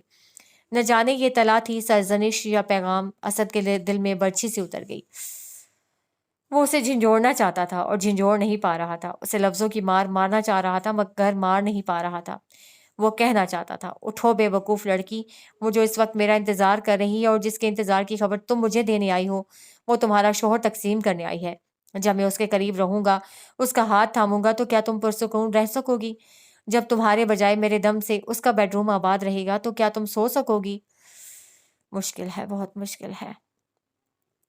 चलो असद, 12:30 बज रहे हैं। मेहरू बेचारी थक जाएगी और मेरी थकावट उसे कौन समेटेगा? लफ्ज़ फिर से बेमायनी हो गए। दीजा ने उसका हाथ थामकर अंदर की तरफ कदम बढ़ा दिए थे और असद को आज पहली बार अपना यूं उसके साथ खिंचे जाना बुरा लग रहा था। उफ, बेचारी सो गई। असद ने देखा मोहतरमा बेचारी अजीब व गरीब अंदाज में महवे इस्तराहत थी।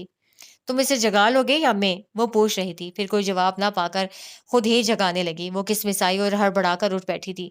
मुंदी मुंदी आंखों से हैरत मुतरशह थी। मेहरुनिसा, असद।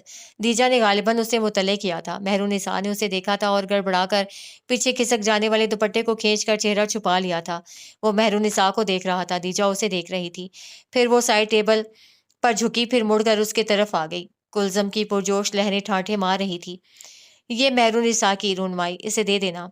सब्ज रंग के का मखमली केस उसकी तरफ बढ़ाते हुए दीजा ने सरगोशी की थी। आवाज इतनी ही थी कि वो सुन सके। मुआहदे इस किस्म की चीज़ों के मोहताज नहीं होते दीजा। बहुत नॉर्मल अंदाज में कही गई बात में शोरों की सी लपक थी, जिसकी तपिश अपनी रूह के करीब उसने महसूस की थी। वो खुश हो जाएगी असद। असद हंस दिया, अजीब तंजिया हंसी थी।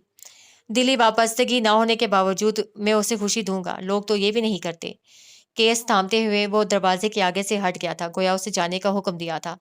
दीजा ने होंठ का कोना दबा चबाते हुए बाहर की तरफ कदम बढ़ा दिए। सब कुछ उसकी मंशा के ऐन मुताबिक हो रहा था। उसके बावजूद दिल की हालत अजीब हो रही थी।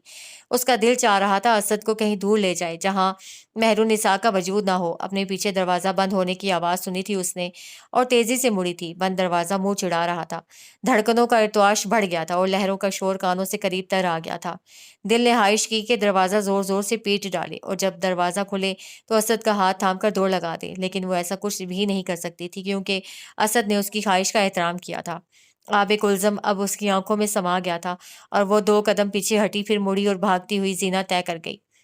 खामोशी बेडरूम के किसी कोने से निकलकर सारे में बिखर गई। इस समेत कमरा भी अधूरा, नामुकम्मल सा लग रहा था। वो धीरे धीरे चलती खिड़की के करीब रखी इजी चेयर तक आई, जिसकी बैक पर असद की टाई पड़ी थी। उसने टाई उठाकर गाल से लगा ली, फिर उसे बाजू में भेजकर कुर्सी पर ढह गई। एक दर्द था जो दिल की दीवारों से सर टकरा कर लौट रहा था। उसने बाजू पर रखी टाई होंठों से लगा ली। सारे कमरे में और कमरे की एक एक शय में उसकी महक थी, मगर वो ना था। दर्द आंसुओं की सूरत बड़ी फुर्सत से उसके اس کی کن پٹی پر لکیریں چھوڑنے لگا اور ہر نئی لکیر کے ساتھ ماضی کا ایک ایک ورق پلٹا جانے لگا۔ جب اسد اسے پہلی بار ملا تھا وہ MBA کے فائنل میں تھا اور دیجا نے BA فائن آرٹس میں ایڈمیشن لیا تھا۔ بہت ہی اتفاقیہ ملاقات تھی ان کی جو صدیوں پر محیط ہو گئی تھی، اور جب وہ دلہن بن کر اس گھر میں اتری تھی، کسی ملکہ کی طرح، کسی فاتح حسینہ کی طرح جس نے اسد جیسے اسٹون کو فتح کیا تھا، اور اس روز اسد کس قدر خوش تھا۔ مجھے لگتا ہے آج میری تکمیل ہو گئی ہے، اس کا حنائی ہاتھ تھام کر اسد نے کہا تھا، اور وہ مسکرا دی تھی۔ میں تمہارے بغیر کچھ بھی نہیں ہوں دیجا۔ آنے والے دنوں میں یہ فکرہ اس نے کئی بار سنا تھا، اپنی تمام تر شدتوں اور سچائیوں کے ساتھ، اور جب اس نے اپنی خواہش کا اظہار کیا تھا، میں اپنے پیرنٹس کی اکلوتی اولاد ہوں دیجا، بہن بھائیوں کی شرارتوں محبتوں سے ناواقف۔ میرے گھر میں ہمیشہ خاموشی کا راج رہا ہے، اور میں نے جب بھی اس بادشاہت کو ختم کرنا چاہا تو وہ مجھ پر ہنس دی، کیونکہ میری آواز میں اتنا زور نہ تھا۔ میں چاہتا ہوں ہمارے گھر میں شور ہو، چھوٹی چھوٹی چھوٹی شرارتیں، ننھی منی ہنسی۔ وہ آنکھیں موند کر اس منظر میں کھو گیا تھا جو اس کے ذہن کی تخلیق تھا۔ دیجا، ہمارے کم سے کم 12 بچے تو ضرور ہوں گے، ہے نا؟ دیجا اس کی شرارت سمجھ نہ سکی، سو گھبرا گئی۔ 12 بچے؟ اف نہیں سعدی، یہ تو بہت زیادہ ہیں، میں انہیں کیسے سنبھالوں گی؟ یا رادھے تم سنبھال لینا، باقی میں سنبھال لوں گا۔ میں تو پھر بھی سنبھال نہیں پاؤں گی۔ 2-3 کے بارے میں کیا خیال ہے؟ 3 تو بہت ہی کم ہے، 6 تو ضرور ہونے چاہیے۔ وہ بحث کے موڈ میں تھا۔ دیجا اپنے موقف پر ڈٹ گئی۔ نہیں، 3 بچے ہی کافی ہیں۔ 6، 3۔ دیجا روتے روتے ہنس دی، وہ لمحہ یاد کر کے۔ اور جب ڈاکٹر نے اس سے کہا تھا آپ کبھی ماں نہیں بن سکتی، پاؤں کے نیچے سے زمین کھینچ کر سر پر دے مارنے کا مطلب حقیقتاً تب سمجھ آیا تھا۔ 4 سال کا طویل عرصہ گزر جانے کے باوجود اسد کی محبت ہنوز قائم تھی۔ اس نے بانجھ پن کو بنیاد بنا کر کبھی دیجا کی تذلیل نہ کی تھی، کسی دوسری عورت کی طرف نہ دیکھا تھا۔ کہا تھا تو فقط اتنا، دیجا میرے لیے صرف تم اہم ہو اور کوئی نہیں۔ وہ اپنا کہا پورا کر رہا تھا، لیکن کسی بچے کو دیکھ کر اس کی آنکھوں میں احساس محرومی کے جو نقوش ابھرتے تھے، وہ دیجا کے احساس کمتری کو دو چند کر دیتے تھے۔ ان تلخ احساسات سے چھٹکارا حاصل کرنے کا اسے ایک یہی طریقہ سمجھ میں آیا تھا۔ اس طرح اسد کی خواہش پوری ہو جاتی، دیجا کی ممتا کو مرکز مل جاتا اور ان کے رشتے کو بھی ٹھیس نہ پہنچتی۔ لیکن اس پل وہ خود کو کانٹوں کی زد میں پا رہی تھی۔ وہ اٹھی اور وارڈروب کھول کر ایک ایک لباس کو دیکھنے لگی، لیکن دل کا سکون لباس سے تو ممکن نہیں، ورنہ تخیل کی آنکھ کیا کم تھی۔ وہ ہاتھ سے گال رگڑتی کھڑکی میں آن رکی، بھاری پردہ ہٹایا، پھر گلاس ڈور بھی۔ تیز ہوا میں رقص کرتی نمی اس کے چہرے سے ٹکرائی اور بالوں سے الجھنے لگی۔ چڑیوں کی چہکار میں صبح کا مژدہ تھا۔ صبح اپنی زلفیں سمیٹتی بیدار ہو رہی تھی۔ اندھیرے کے پردے کو پھاڑتی روشنی میں اسے سامنے بچھی سڑک کو دیکھا، جہاں 2 ہیولے ہاتھ میں ہاتھ دیے فکر دوران سے آزاد نظر آ رہے تھے۔ ایک ہیولا اس کا اور ایک اسد کا۔ نہ جانے کیوں اسے لگا اسد اس سے چھن چکا ہے۔ اسد صرف میرا ہے اور کسی اور کا نہیں۔ ہاں، وہ کسی اور کا نہیں ہے۔ وہ روتے ہوئے بڑے زور سے چیخی۔ ہیولے گھبرا کر روشن صبح میں محو ہو گئے۔ پورچ کی سیڑھیوں میں مہرو نساء کو بیٹھا دیکھ کر وہ حیران ہوئی، پھر اس کے قریب چلی آئی۔ مہرو، یہاں کیوں بیٹھی ہو؟ اور مہرو بیگم ہمیشہ کی طرح گھبرا کر اٹھ کھڑی ہوئی۔ اس کی ہونک سی شکل دیکھ کر دیجا کو ہنسی آ گئی۔ یہ لڑکی اپنی معصومیت کے باعث ہمیشہ سے اس کی توجہ کا مرکز رہی تھی، اور یہ توجہ اسی کی کرم نوازی تھی کہ وہ اس کے گھر میں موجود تھی۔ گھبراؤ نہیں مہرو، چلو اندر چلتے ہیں، یہاں بہت ٹھنڈ ہے۔ وہ اسے لیے کچن میں آ گئی۔ الیکٹرک کیٹل آن کر کے وہ ڈائننگ ٹیبل کی چیئر گھسیٹ کر مہرو نساء کے سامنے بیٹھ گئی اور بولی، اب بتاؤ اس وقت باہر کیا کر رہی تھی؟ مہرو نے جواب نہیں دیا، جھکا سر میز کی سطح سے ٹکنے کے در پہ تھا۔ دیکھو مہرو، مجھ سے بالکل بھی مت گھبراؤ۔ اگر تم اسی طرح ڈرتی گھبراتی نہیں تو بہت مسئلہ ہو جائے گا، اور میں ابھی سے کوئی مسئلہ پیدا نہیں کرنا چاہتی۔ ابھی کچھ عرصہ یہیں رہنا ہے۔ دیجا نے کم لفظوں میں اسے ساری بات سمجھا دی، لیکن وہ عزلی بے وقوف جی کہہ کر اس کی شکل دیکھنے لگی تو وہ بھی جواباً جی کہہ کر اٹھ کھڑی ہوئی اور بولی، تم بیٹھو، میں ابھی آتی ہوں۔ وہ اسے حیران سا چھوڑ کر بیڈ روم میں آ گئی۔ وہ خالی تھا۔ وہ حیران ہوتی واپس کچن میں آ گئی۔ مجھے کیا پتا، میں باہر آئی تو وہ گاڑی میں بیٹھے تھے۔ میں نے پوچھا کہاں جا رہے ہیں تو انہوں نے مجھے گھور کر دیکھا، بلی کی طرح۔ پھر میں ڈر کر اندر آ گئی۔ گردن جھکا کر گویا جرم کا اعتراف کیا گیا۔ اس کے لہجے کی شرمندگی کو دیجا نے نظر انداز کر دیا تھا یا محسوس ہی نہیں کیا، وہ بس مضطرب سی ہو گئی تھی۔ مہرو کہہ رہی تھی، بیبی آپ ان سے کہہ دیں وہ مجھے یوں نہ گھورا کریں، مجھے ڈر لگتا ہے۔ اچھا، کیا رات کو بھی ڈر لگا تھا؟ مگ میں کافی انڈیلتے ہوئے اس کے لہجے میں تلخی در آئی تھی۔ رات کو کب؟ رات کو جب میں نے تمہیں جگایا تھا۔ شیلف سے ٹیک لگائے کافی کا مگ منہ سے لگائے ہوئے ایک ایک لفظ پر زور دیا تھا۔ اسے مہرو کے اس قدر بھول پن پر غصہ آ رہا تھا۔ نہیں، تب تو ڈر نہیں لگا تھا۔ مہرو کے جواب میں دیجا نے ایک گہری سانس بآواز بلند ہوا کے سپرد کی تھی۔ سنو مہرو، رات اسد نے تم سے کچھ کہا تھا؟ مہرو نے لاپرواہی سے سر ہلا دیا، پھر کچھ یاد آنے پر بولی، انہوں نے کہا تھا تم سو جاؤ۔ دیجا کو بہت زور سے کھانسی آئی تھی، کافی کہیں گلے میں ہی اٹک گئی تھی۔ مہرو جلدی سے اس کے لیے پانی لے آئی۔ کیا اسد نے تم سے سونے کے لیے کہا تھا؟ وہ بے یقینی سے تصدیق چاہ رہی تھی۔ مہرو نے زور زور سے اس بات میں سر ہلا دیا۔ اور اسد کیا وہ بھی سو گیا تھا؟ پتہ نہیں، مجھے سونے کا کہہ کر وہ باہر نکل گئے تھے۔ بی بی اماں کب آئے گی؟ مہرو نے پوچھا تھا۔ کسی گہری سوچ میں ہلکورے لیتے ہوئے دیجا کو اس کے سوال کا جواب دینے کی فرصت نہ تھی۔ بیگ کی زپ بند کر کے اسے اپنے سامان پر ایک تائرانہ نظر ڈالی، پھر ڈریسنگ ٹیبل پر پڑا ٹکٹ اٹھا کر پرس میں اڑس لیا، آئینے کے سامنے کھڑے ہو کر بالوں میں ہلکا سا برش پھیرا اور ہونٹوں پر نیچرل کلر کی لپسٹک کا کوٹ کر کے کمرے سے باہر آ گئی۔ اسد ابھی کچھ دیر قبل آفس سے لوٹا تھا اور اب ڈرائنگ روم میں چھری کانٹے سے جنگ کر رہا تھا۔ وہ کچھ لمحے دروازے میں ایستادہ رہی، پھر چھوٹے چھوٹے قدم اٹھاتی اس کے قریب آ گئی۔ ان کی شادی کے بعد شاید یہ پہلا موقع تھا کہ اسد تنہا ڈنر کر رہا تھا۔ مہرو اپنے کمرے میں تھی۔ اسد کرسی کی پشت پر ہتھیلیاں جما کر اس نے بہت ہولے سے اسے پکارا اور سر اٹھانے پر بولی، میں کراچی جا رہی ہوں کچھ دنوں کے لیے۔ ایکچولی ماما کا فون آیا تھا، وہ مجھے بہت مس کر رہی ہیں۔ پاپا کی ڈیتھ کے بعد تو وہ بالکل ہی تنہا رہ گئی ہیں۔ وہ اسد کی نظروں سے خود کو پگھلتا ہوا محسوس کر رہی تھی، جن میں جھوٹ پکڑ لینے کی واضح تحریر رقم تھی۔ واپس کب آؤ گی؟ وہ پوچھ رہا تھا۔ جب ماما آنے دیں گی۔ Okay, take care of your self, اور آنٹی کو میرا سلام کہنا۔ وہ پھر سے پلیٹ پر جھک گیا۔ اسد تم مجھے ایئرپورٹ تک چھوڑاؤ۔ وہ منتظر ہی رہی، اس کے خیال میں یہی فکرہ کچھ رد و بدل کے ساتھ اسد کو کہنا چاہیے تھا، لیکن اسد کی دلچسپی دیجا کی نسبت پلیٹ کی طرف زیادہ تھی۔ آئی ایم سوری دیجا، آج میں بہت تھک چکا ہوں، تم پلیز ڈرائیور کے ساتھ چلے جاؤ۔ دیجا کی آنکھوں میں مرچیں سی بھر گئی۔ علاج ہے نا دیجا کا بھی، یہی ڈیزرو کرتی ہے۔ وہ ناراض تھا اور کس قدر بے اعتنائی برت رہا تھا۔ دیجا نے اپنا ہاتھ اس کے مضبوط ہاتھ پر رکھ دیا۔ اپنا خیال رکھنا سادی۔ اس کا ہاتھ ہولے سے دبا کر وہ باہر نکل گئی، اور کراچی پہنچنے سے پہلے اس نے اپنے سارے آنسو بہا دیے تھے۔ جہاں ماما اپنی باہیں واہ کیے اسے پناہ دینے کے لیے تیار تھیں۔ ساحل کے کنارے ایک بڑے سے پتھر پر بیٹھی وہ سمندر کی آتی جاتی شوریدہ سر لہروں کو دیکھ رہی تھی، جو پتھروں کے قریب ڈھیر سارا جھاگ چھوڑ کر واپس پلٹ جاتی تھی۔ اسد کا ہاتھ تھامے اسی ساحل پر انہی لہروں میں اس نے بارہا اپنے پیر بھگوئے تھے۔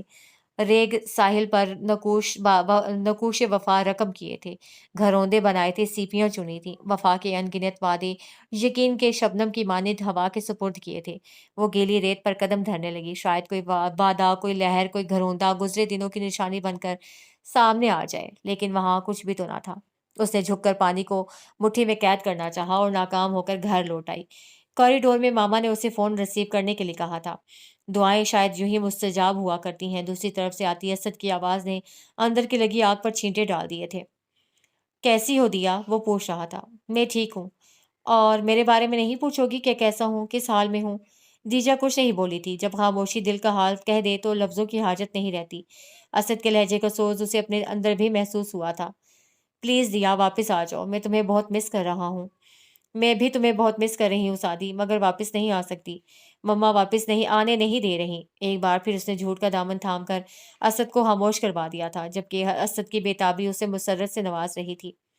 پھر جب فون بند کر کے وہ اندر آئی تو ماما چائے تیار کر چکی تھی۔ چھوٹتے ہی پوچھنے لگی، کیا کہہ رہا تھا اسد؟ واپس بلا رہا ہے۔ وہ ہلکی پھلکی سی ہو گئی تھی۔ ہاں دیجا، میں بھی تم سے یہی کہنے والی تھی، اب تم واپس چلے جاؤ۔ میری بات کو غلط مت سمجھنا جانو، اور یوں بھی 3 ہفتے ہو چکے ہیں تم کو کراچی میں۔ اسد تنہا ہے، اسے تمہاری ضرورت ہوگی۔ ویسے بھی بیٹا، مرد کو کبھی اتنا عرصہ تنہا نہیں چھوڑنا چاہیے، وہ بہک جاتا ہے۔ ماما اسے سمجھا رہی تھی، مگر وہ جھنجھلا گئی۔ پلیز ماما، اسد ایسا بالکل بھی نہیں ہے، اور وہ ویسے بھی مہرو ہے تو اس کے پاس۔ بے دہانی میں وہ مہرو کا نام لے گئی تھی، حالانکہ سارے جہان کی طرح وہ ماما سے بھی یہ بات چھپانا چاہتی تھی۔ مہرو کون؟ اماں وزیرہ کی بیٹی۔ اماں وزیرہ کی بیٹی؟ وہ خود کلامی کسی انداز میں بولی، پھر ایک دم حیران ہوئی۔ لیکن وہ اسد کے پاس کیا کر رہی ہے؟ ایک بیوی اپنے شوہر کے پاس کیا کرتی ہے ماما؟ وہ الٹا ان سے پوچھ رہی تھی۔ دانستہ اطمینان کا دامن تھامے اسے سب سچ بتا دینے کی ٹھانی تھی۔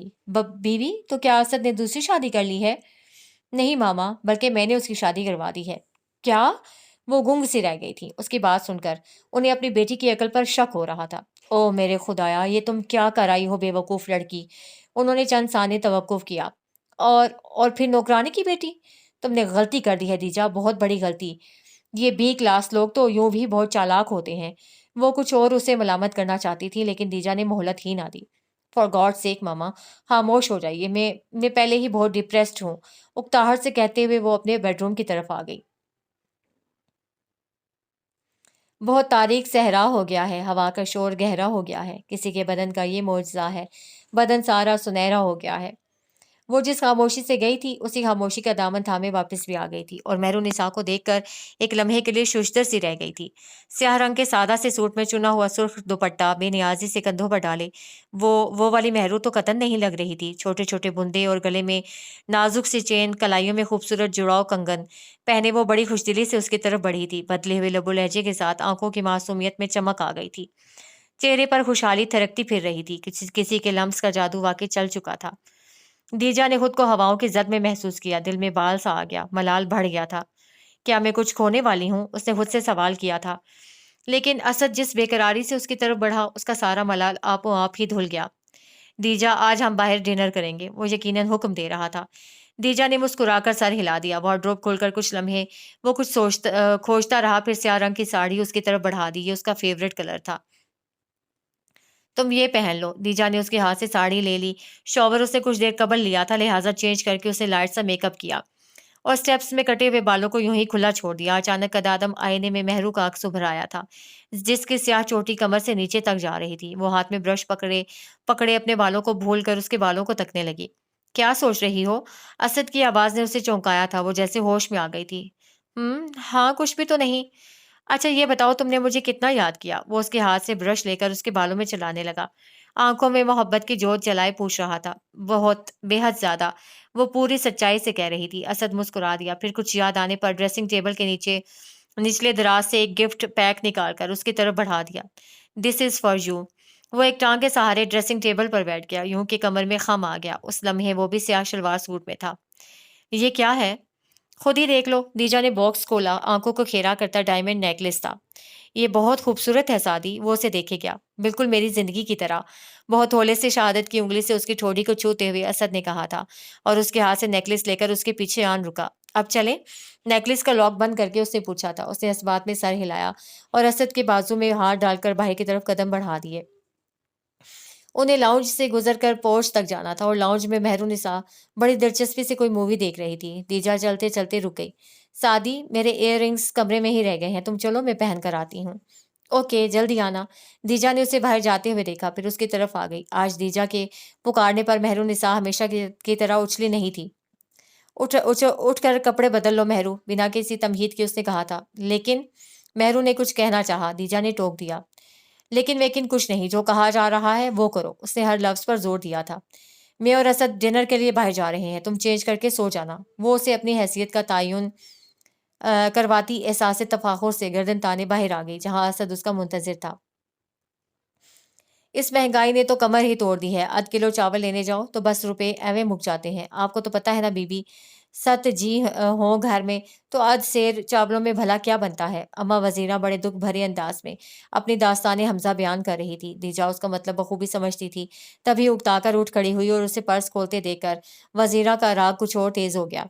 لو وزیرہ، یہ کچھ روپے رکھ لو۔ دیجا نے اس کی طرف نوٹ بڑھائے تھے، جنہیں تھامتے ہوئے وزیرہ نے دعاؤں کے ڈونگرے برسانے شروع کر دیے تھے۔ پھر دیجا بولی، سنو وزیرہ، میں چاہتی ہوں کہ تم مہرو کو کسی اچھی ڈاکٹر کو دکھاؤ۔ تم میرا مطلب سمجھ رہی ہو نا؟ ہاں ہاں بی بی، تم فکر ہی نہ کرو، اب کے مہرو کو میں اپنے ساتھ لے جا رہی ہوں نا، تو ضرور کسی اچھی ڈاکٹرنی کو دکھاؤں گی، وزیرہ نے جلدی سے کہا تھا۔ یہ کچھ اور پیسے رکھ لو، داتا دربار جاؤ تو میری طرف سے چادر چڑھا دینا۔ تبھی مہرو اپنا بیگ لیے چلی آئی۔ لہو لہو ہے آرزو، کبھی گماں کبھی یقین، قدم کہیں نظر کہیں، جب ہوش میں بھی رہیں بے خودی سی لگتی ہے، یہ زندگی کبھی کبھی اجنبی سی لگتی ہے۔ وہ انگلیوں پر حساب لگانے بیٹھی تو پتہ چلا 10 ماہ گزر گئے۔ وہ تحیز زدہ سی رہ گئی، آخر یہ دن گئے کہاں؟ حالانکہ اسے تو پل پل صدیوں پر محیط لگتا تھا۔ اسد مہرو کے ساتھ ہوتا تو وہ جلے پیر کی بلی کی طرح سارے گھر میں چکر لگاتی رہتی، اور جب اس کے ساتھ ہوتا بے چینی اور اضطراب تب بھی دامن گیر رہتے۔ آنکھیں ہر وقت بوجھل رہنے لگی تھیں، سیاہ دائرے بڑھتے جا رہے تھے۔ وہ کچھ عرصہ پہلے والی دیجا اسد گیلانی تو قطن نہ رہی تھی، جو بے انتہا نفاست پسند تھی، جسے لباس پر پڑی شکنیں اچھی نہیں لگتی تھیں، جسے بال بکھارے رکھنا پسند نہ تھا، جو پرفیومز اور جویلری کی شدائی تھی۔ ہر لمحہ فارغ رہنے کے باوجود وہ ان باتوں کی طرف دھیان ہی نہ دے پائی۔ ذہن ان دونوں کی طرف سے ہٹتا تو کہیں اور جاتا۔ نیند بھی روٹ گئی، اور جب خود سے جنگ کرتے کرتے تھک جاتی تو نیند کی کئی گئی گولیاں پھانک لیتی، اور جس خبر کی وہ منتظر تھی، جس کے لیے ہجر کا دامن تھامے ہوئے تھی، وہ خبر مل ہی نہیں رہی تھی۔ تب وہ اماں وزیرہ کے سر ہو گئی۔ آخر تم کیا کرتی پھر رہی ہو وزیرہ؟ آخر کیوں نہیں لے کر جاتی مہرو کو کسی اچھے ڈاکٹر کے پاس؟ کیوں دیر ہو رہی ہے اتنی؟ مارے گیس کے اسے اپنی آواز اجنبی لگ رہی تھی۔ وہ یوں وزیرہ پر برس رہی تھی گویا وزیرہ دیر ہونے کی ذمہ دار ہے۔ میں اسے لے گئی تھی بی بی، مگر وزیرہ منمنائی۔ یہ کارڈ رکھو اپنے پاس۔ اس نے وزٹنگ کارڈ وزیرہ کی گود میں پھینک دیا۔ اس پتے پر چلی جانا، یہ میری سہیلی کا پرائیویٹ کلینک ہے، تم مہرو کو یہاں لے جاؤ، میں نے اسے فون کر دیا ہے، وہ بے ربط سا بول رہی تھی۔ اور ہاں، ڈاکٹر زبیرہ کو صرف یہ بتانا کہ مہرو تمہاری بیٹی ہے، اس کے علاوہ اور کچھ بھی نہیں۔ اس کا زور تمہاری پر تھا، اور وزیرہ سمجھدار تو تھی ہی۔ عجیب سے احساس نے اسے آنکھیں کھولنے پر مجبور کیا تھا۔ مندی مندی آنکھوں سے وہ چھت کو گھورتی رہی، جو کبھی قریب آ رہی تھی تو کبھی دور جا رہی تھی۔ اس نے اٹھنے کی کوشش کی تو پتھر سر پر آ لگا۔ وہ تکلیف سے مٹھیاں بھیج گئی۔ 4 پلز لینے کے باوجود نیند آنکھوں کے کونوں میں اٹکی ہوئی تھی۔ غنودگی کی ہلکی سی دھند چہرے پر پھیلی ہوئی تھی۔ وہ بڑی مشقت سے اٹھی۔ گول گول گھومتے سر کو سنبھالتی وہ نیچے لاؤنج میں آ گئی تھی۔ دفعتاً ایک آواز ہوا کے دوش پر اس کے سماعت سے ٹکرائی تھی، اور اس آواز کو تو وہ لاکھوں میں پہچان سکتی تھی۔ مہر، مہر! وہ پکار رہا تھا۔ مہر! یہ کون ہے؟ اوہ، تو وہ اب مہر ہو گئی ہے۔ نفرت کا شدید ترین احساس رگوں میں اترنے لگا تھا۔ وہ بڑی مشکل سے قدم اٹھاتی کچن تک آئی تھی۔ یہ کیا ہے مہر؟ روٹی، مہرو کی من اسے سنائی دی تھی۔ جواباً ہر طرف خاموشی چھا گئی، اور جب وہ بولا تو اس کی آواز میں تبسم کی رمق تھی۔ مجھے تو آسٹریا کا نقشہ لگ رہا ہے۔ شریر سا انداز تھا۔ بند ہوتی آنکھوں سے دیجا نے ان کے دھندلے وجود کھوجنا چاہے تھے۔ ٹانگوں سے جان نکلتی ہوئی محسوس ہو رہی تھی۔ انگلیوں میں جیسے لوہے کی سلاخیں آن ٹھہری تھیں۔ دیوار کو تھامنا چاہا تو ہاتھ پھسلتا چلا گیا۔ ٹانگوں نے بوجھ سہارنے سے انکار کیا تو وہ نیچے بیٹھتی چلی گئی۔ وہ خود کو خلا میں ہچکولے کھاتی محسوس کر رہی تھی۔ اسد کو پکارنا چاہا تو آواز کہیں اندر ہی اٹک گئی۔ اٹھتی گرتی پلکوں تلے سیاہ دائرے بننے لگے۔ اسے خبر ہی نہ ہوئی کب اس نے ٹھنڈے فرش پر سر رکھا اور دنیا و مافیا سے بیگانی ہو گئی۔ اسد بہت تیزی سے اس کے قریب آیا تھا۔ کندھے پر ہاتھ رکھ کر اسے متوجہ کرنا چاہا تو ایسا لگا ہاتھ استری کو چھو گیا۔ برف جیسے فرش پر بے سود پڑی وہ بے طرح گرم ہو رہی تھی۔ اسد نے مضطرب و بے چین سا ہو کر اسے باہوں کا سہارا دے کر کھڑا کیا۔ چلو دیجا، اندر چلتے ہیں، پرسوچ انداز میں کہتے ہوئے اس نے اپنی آواز کی گرفت مضبوط کر دی تھی، اور وہ شاید آنکھیں کھلی ہونے کے باوجود ہوش میں نہ تھی، تبھی اسے بے انتہا اجنبیت سے دیکھتی رہی تھی۔ دیا، آر یو آل رائٹ؟ ہاں، فقط تب ہی اس کے لبوں پر مسکان جاگی تھی، عجیب سے مسکان، نشے کے تبسم میں ہلکورے لیتا تبسم۔ اسد کی نگاہوں میں اپنی زندگی کے لیے ترحم سمٹ آیا، لیکن تب تک محترمہ زندگی عجب بے خودی کے عالم میں اس کے کشادہ سینے پر سر رکھ کر ایک بار پھر کھو چکی تھی۔ اس نے پوری گردن موڑ کر پیچھے کھڑی مہرو نساء کو دیکھا، جو اس کے ساتھ ڈنر کرنے کی خواہش مند تھی۔ نظریں ملنے پر وہ اعتماد سے اسے دیکھتی رہی تھی، کسی بھی ناگواری کے بغیر۔ آپ انہیں بیڈ روم میں لے جائیں، یہ یقیناً سونا چاہتی ہیں۔ اسد نے بہت متشکرانہ نگاہوں سے اس چھوٹی سی لڑکی کو دیکھا تھا، جو عمر کی بہت سی سیڑھیاں عبور نہ کرنے کے باوجود شور کے لاتعداد زینے پھلانگ چکی تھی۔ شکریہ، بہت شکریہ مہرونسا، اس نے بہت دھیمے لہجے میں کہا تھا۔ مہرونسا مسکرا کر برتن سمیٹنے لگی، اور وہ دیجا کو لیے بیڈ روم میں آ گیا۔ اس نے دیجا کو بہت احتیاط سے بستر پر لٹا دیا۔ کچھ دیر اس کے قریب بیٹھا وہ اسے دیکھتا رہا، جو کچھ ہی عرصے میں صدیوں کی بیمار نظر آنے لگی تھی۔ گندمی رنگت میں بے انتہا زردیاں گھل گئی تھیں۔ اس کی پیشانی سے بال ہٹا کر اسے ہونٹوں سے چھوتے ہوئے وہ اٹھ کھڑا ہوا تھا۔ موڑتے ہوئے اس نے ایک قدم بھی نہ بڑھایا تھا کہ ہاتھ نازک سی گرفت میں آ گیا۔ دیجا کئی رت جگہوں کا خمار آنکھوں میں لیے اسے تک رہی تھی۔ آج یہیں رک جاؤ اسد، پلیز یہیں میرے پاس رک جاؤ۔ اس کے لہجے میں التجا تھی، ایسی التجا جو غیروں سے کی جاتی ہے، ایسا دھڑکتا ہوا انداز جس میں گزارش کے رد کیے جانے کا خطرہ ہو۔ اسد اس کا ہاتھ مضبوطی سے تھام کر دوبارہ بیٹھ گیا۔ میں تمہارے ہی پاس ہوں دیا، بس لائٹ آف کرنے جا رہا تھا۔ نہیں، آج لائٹ آن ہی رہنے دو، آج ہم بہت ساری باتیں کریں گے، بہت ڈھیر ساری۔ ہاں، بالکل ٹھیک۔ اسد بہت بھرپور انداز میں مسکرایا تھا۔ دیجا نے اس کا ہاتھ تھام کر سینے سے لگا لیا تھا اور سر اس کے گھٹنے پر رکھ دیا تھا۔ گویا بھاگ جانے کے راستے مسدود کیے تھے، اور اس کے گھٹنے پر سر رکھے وہ ایک سے دوسرا فکرہ بھی مکمل نہیں کر پائی تھی۔ اسد کی انگلیوں کی نرماہٹ اسے نیند کے سمندر میں دھکا دے گئی تھی۔ یہ جو ریگ دشت فراق ہے، یہ رکے اگر تو نشاں ملے، یہ نشاں ملے۔ کہ جو فاصلوں کی سلیب ہے یہ گڑی ہوئی ہے کہاں کہاں، میرے آسماں سے کدھر گئی تیرے التفات کی کہکشاں، میرے بے خبر میرے بے نشاں، یہ رکے اگر تو پتہ چلے میں تھا کس نگر تو رہا کہاں، کہ زمان و مکان کی یہ وسعتیں تجھے دیکھنے کو ترس گئیں، وہ میرے نصیب کی بارشیں کسی اور چھت پر برس گئیں۔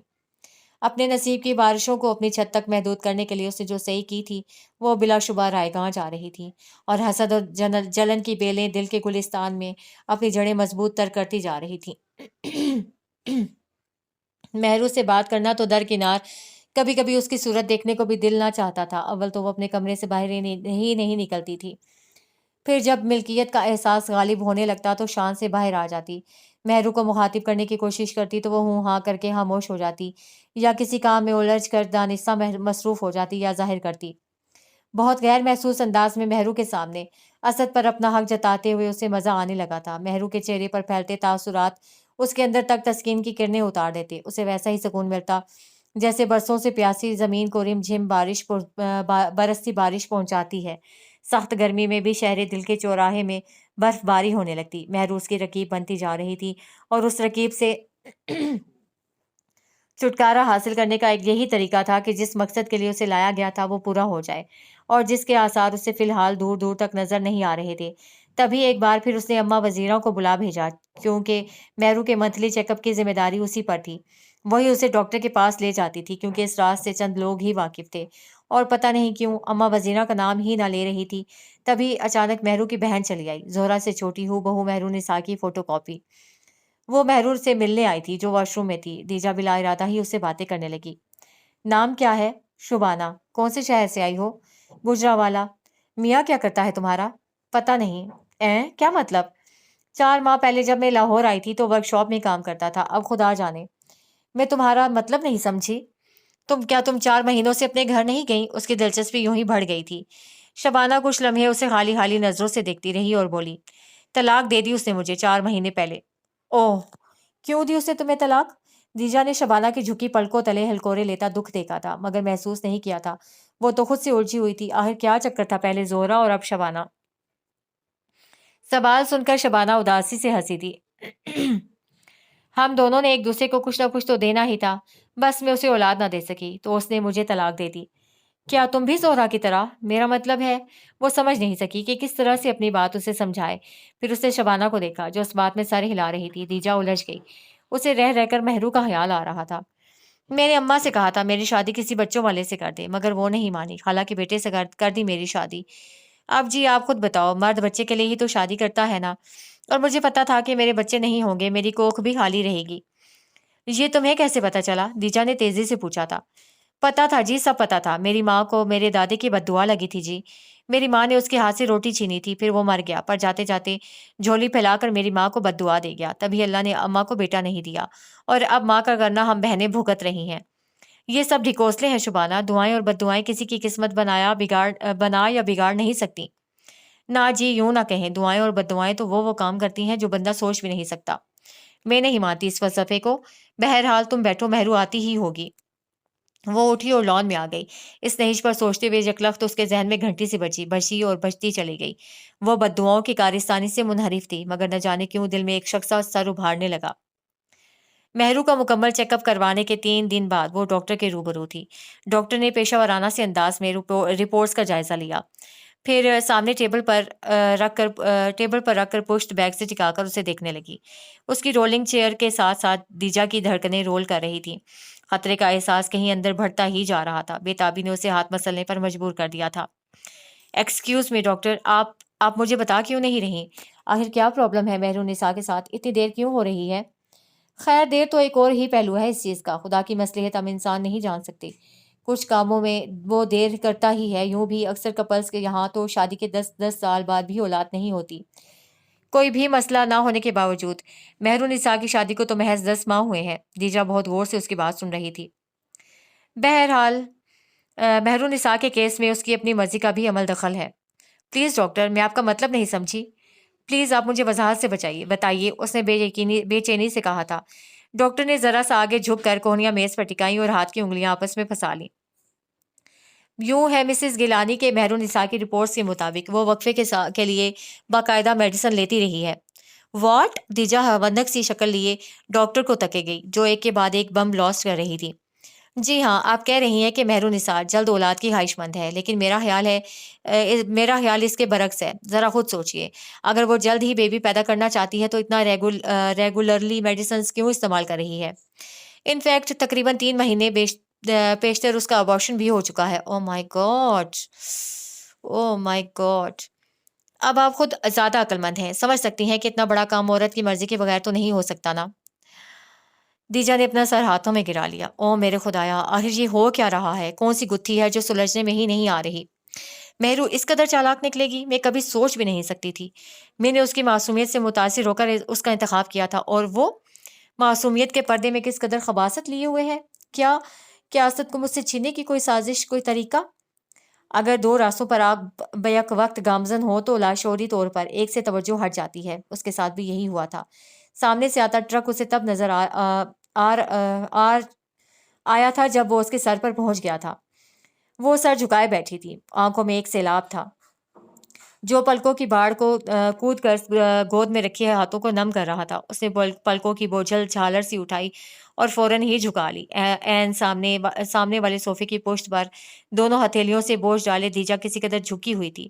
ایک ٹانگ کو اضطراری انداز میں حرکت دیتے ہوئے وہ جواب طلب نظروں سے اسے تک رہی تھی۔ انداز میں پھاڑ کھانے والا عنصر غالب تھا۔ مہرالنساء نے بڑی مشقت سے گولی میں اٹکا گولا نگلا، سوکھے پیپڑی جیسے ہونٹوں کو زبان سے تر کیا اور بولی، میں نے اماں کو روکا تھا مگر وہ نہیں مانی۔ اس نے کہا تھا تیرے بعد مجھے 2 بیٹیاں اور بیانی ہیں، اور جب تک ان کی شادی نہیں ہو جاتی تو انہیں بچہ پیدا نہیں کرنا۔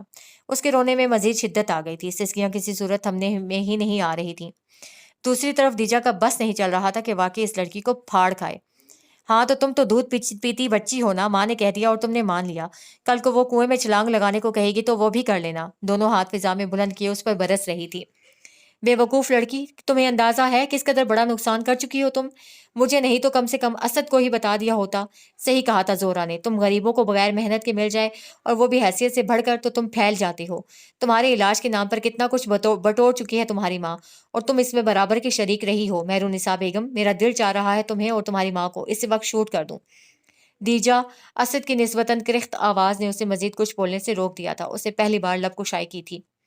Please Deja, just leave this topic. Mehru تم اپنے کمرے میں جاؤ۔ اور مہرو تو جیسے اشارے کے انتظار میں تھی۔ دیجا نے مٹھیاں بھیج کر اسے جاتے دیکھا۔ اس کا تنفس بہت تیز ہو رہا تھا اور دھڑکن تیز تر۔ کیوں بھیجا ہے تم نے اسے اندر؟ دیجا کا لہجہ و انداز ویسا ہی تھا، درشت، گوسیلا، پرتعش۔ اسد اس کے برعکس نرمی سے بولا، تم پہلے ہی اسے کافی ڈانٹ چکی ہو دیجا، جو ہونا تھا وہ تو ہو چکا نا، اب چیخنے چلانے سے کیا ہوگا؟ یوں بھی وہ اتنی قصوروار نہیں ہے، تم کیوں اس بیچاری کا خون خشک کر رہی ہو؟ بیچاری؟ تو اب وہ تمہیں بیچاری لگنے لگی ہے؟ اس کی پوری بات سے اپنے مطلب کا لفظ چننے میں اسے لمحہ ہی لگا تھا۔ اسد نے کچھ بے یقینی سے اسے دیکھا۔ وہ بالکل جاہل عورتوں کی طرح تانا دے رہی تھی۔ وہ بھی بھڑک اٹھا۔ To hell with you! اسے ٹیبل پر پڑی گاڑی کی چابی اور موبائل اٹھایا اور بغیر اس کی طرف دیکھے تیزی سے باہر نکل گیا۔ دیجا نے اسے باہر جاتے دیکھا اور کمرے میں پڑی چیزیں اٹھا کر پھینکنا شروع کر دیں۔ ذرا سی دیر میں ہی کمرے کی حالت ابتر ہو چکی تھی۔ وحشت بڑھتی جا رہی تھی، غبار پھیلتا جا رہا تھا۔ کتنے ہی لمحے خاموشی سے سرک گئے تھے جب اس نے دروازے پر دستک سنی۔ بیڈ پر اوندھے منہ لیٹے اس نے کانوں میں انگلیاں ٹھونس لی۔ دستک تیز ہوئی اور پھر کچھ اور تیز۔ اس نے سلگ کر تکیہ سر پر رکھ دیا اور وہ کچھ بھی سننا نہیں چاہ رہی تھی۔ دروازہ ایک تواتر سے بجنے لگا، ساتھ ساتھ اسد کی آواز ابھری، دیجا دروازہ کھولو۔ پہلے اس کی آواز سپاٹ تھی، کسی بھی تاثر سے آ رہی، پھر سختی سے مٹ آئی، دیجا دروازہ کھولو۔